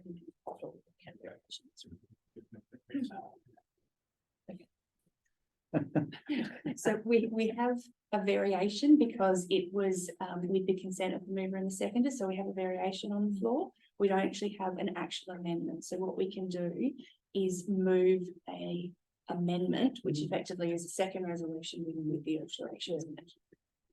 So can we move an amendment to go back to the original motion? Yes, you can. Yes, you can. Yes. I would therefore like to do that, please. Or the amendment. just back to the- Yes. So I'm seeking the approval of the mover and the seconder. Yes. Councillor Barnett, So, sorry, what are we doing now? we're removing the variation that was proposed. Yes, Okay, But are we able to add that in a separate section, like not together with one, we're just taking that, it's just been suggested just to take that out. take it out completely? Yeah. It's good. Yeah. you can do it in part 4.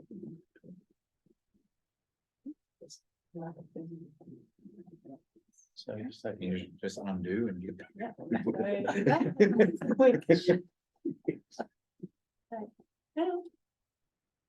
So what have we done? The original motion. Okay. So let me confirm that both mover and seconder have consented to the move back to the original wording. Yes. So we're good. Okay, so. He's spoken. He's spoken. And then goes back a spot.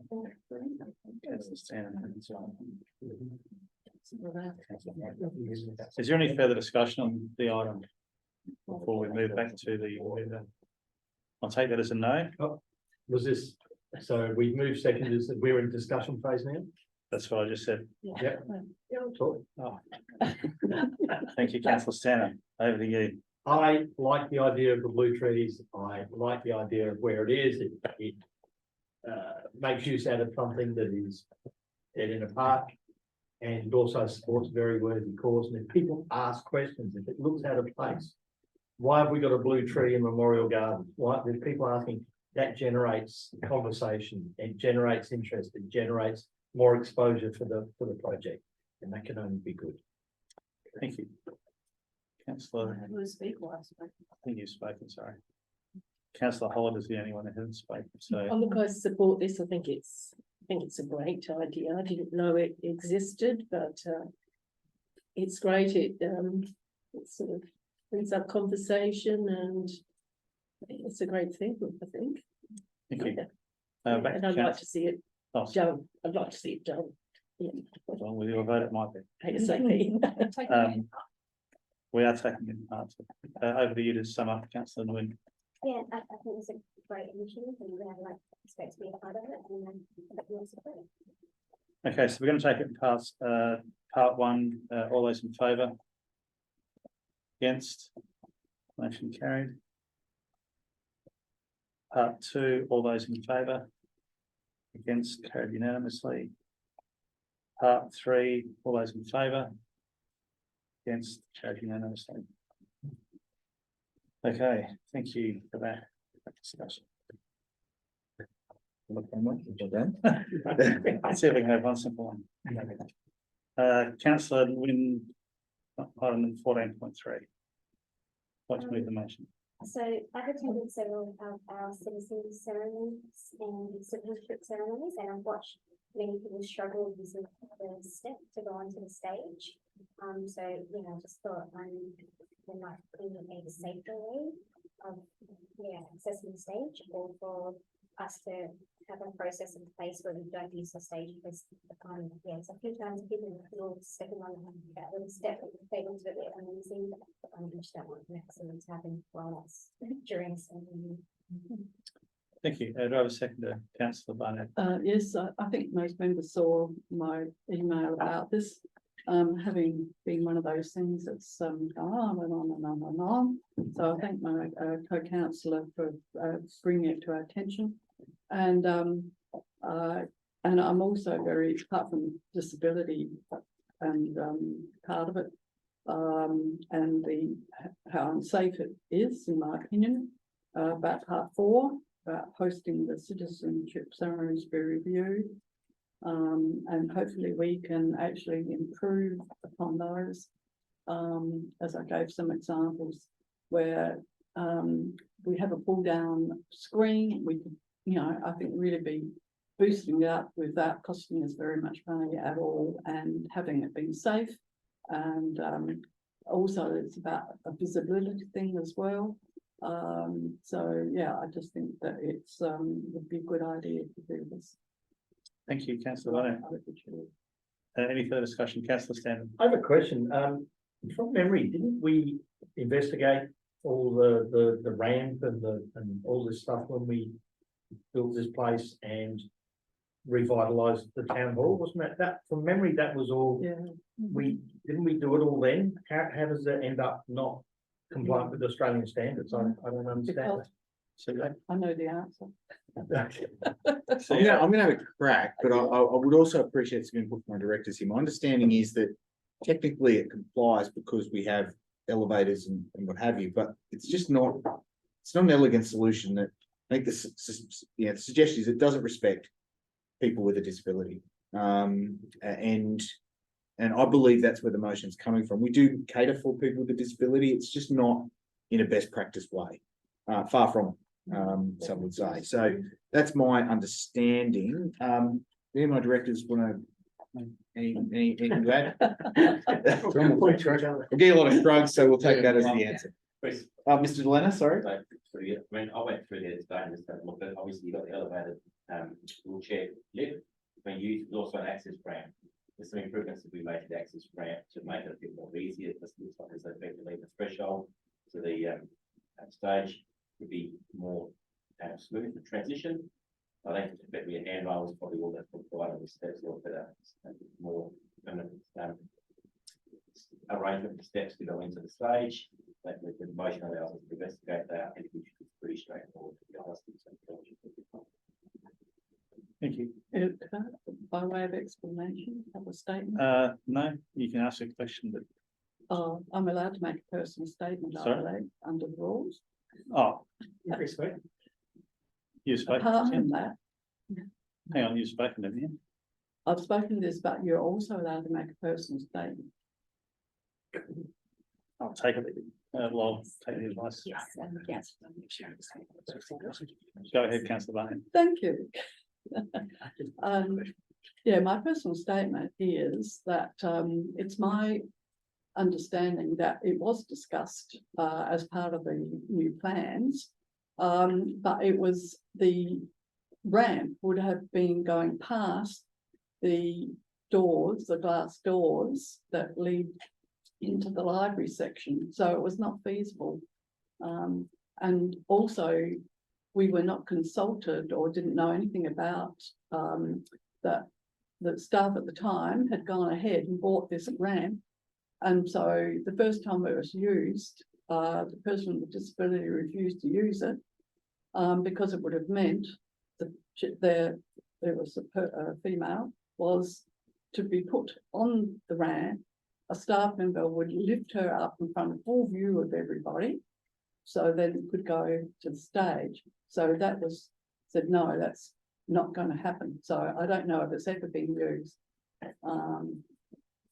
apart from that. So that's my personal explanation. Thank you. Do you have any further speakers? I haven't finished. Okay, go ahead. You've got 3.1 minutes. That's cool.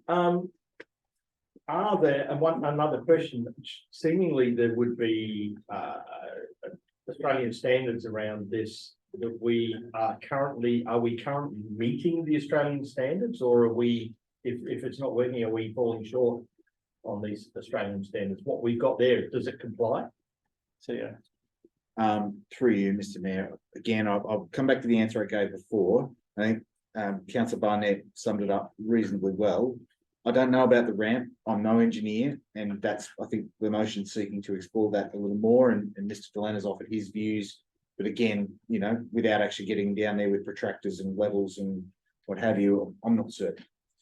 The question of, are we technically compliant? I think the elevated platform technically ticks a box somewhere in the standard, But but it's in is there, that okay. best practice?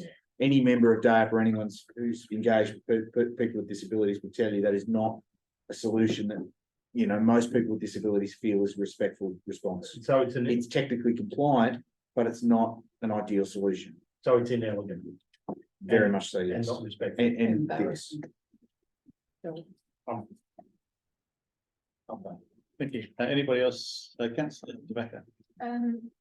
Just, yeah, the DDA compliance aside, the step is not to Australian standards. Mm. So if you had a step, a stairway, you had to have a handrail, and there was a mandated distance between one and the other.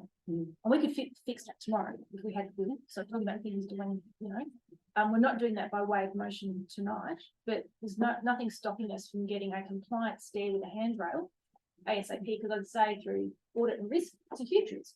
So most use venue, we use it for ceremonies, we use it for things all the time. So not just the DDA compliant, but it's the actual standard for stair egress and access is not compliant. So I just hope that just happens. Yeah, and any further discussion on the item? If not, I'll move back to councillor Nguyen to sum up. Yes, I agree with Councillor Bethel and with other motions that we have made tonight. Yeah, I'd like us to get things done this time. So, yeah, we all support this. Thank you. Let's put it to the vote. All those in favour? Against, carried unanimously. Okay, item 15 on the agenda, questions with notice. There's a question there. Parking. I believe the staff have provided a response. Was it included? It will be included in the minutes. Yeah. Copies on your table, members. So that'll be printed in the minutes.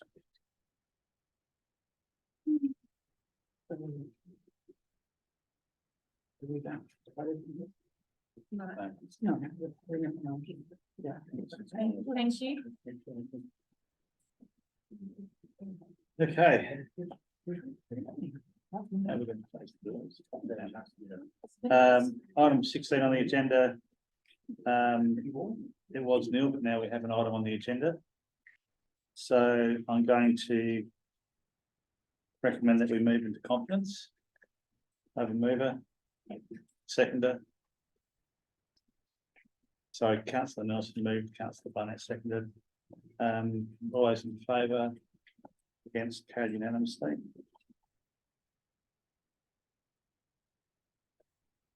Okay, so we close the doors. So we're going to suspend meeting procedures for Christina, yeah. We'll suspend meeting procedures for 30 minutes, I guess, until 9:30. I just stop. We need a good.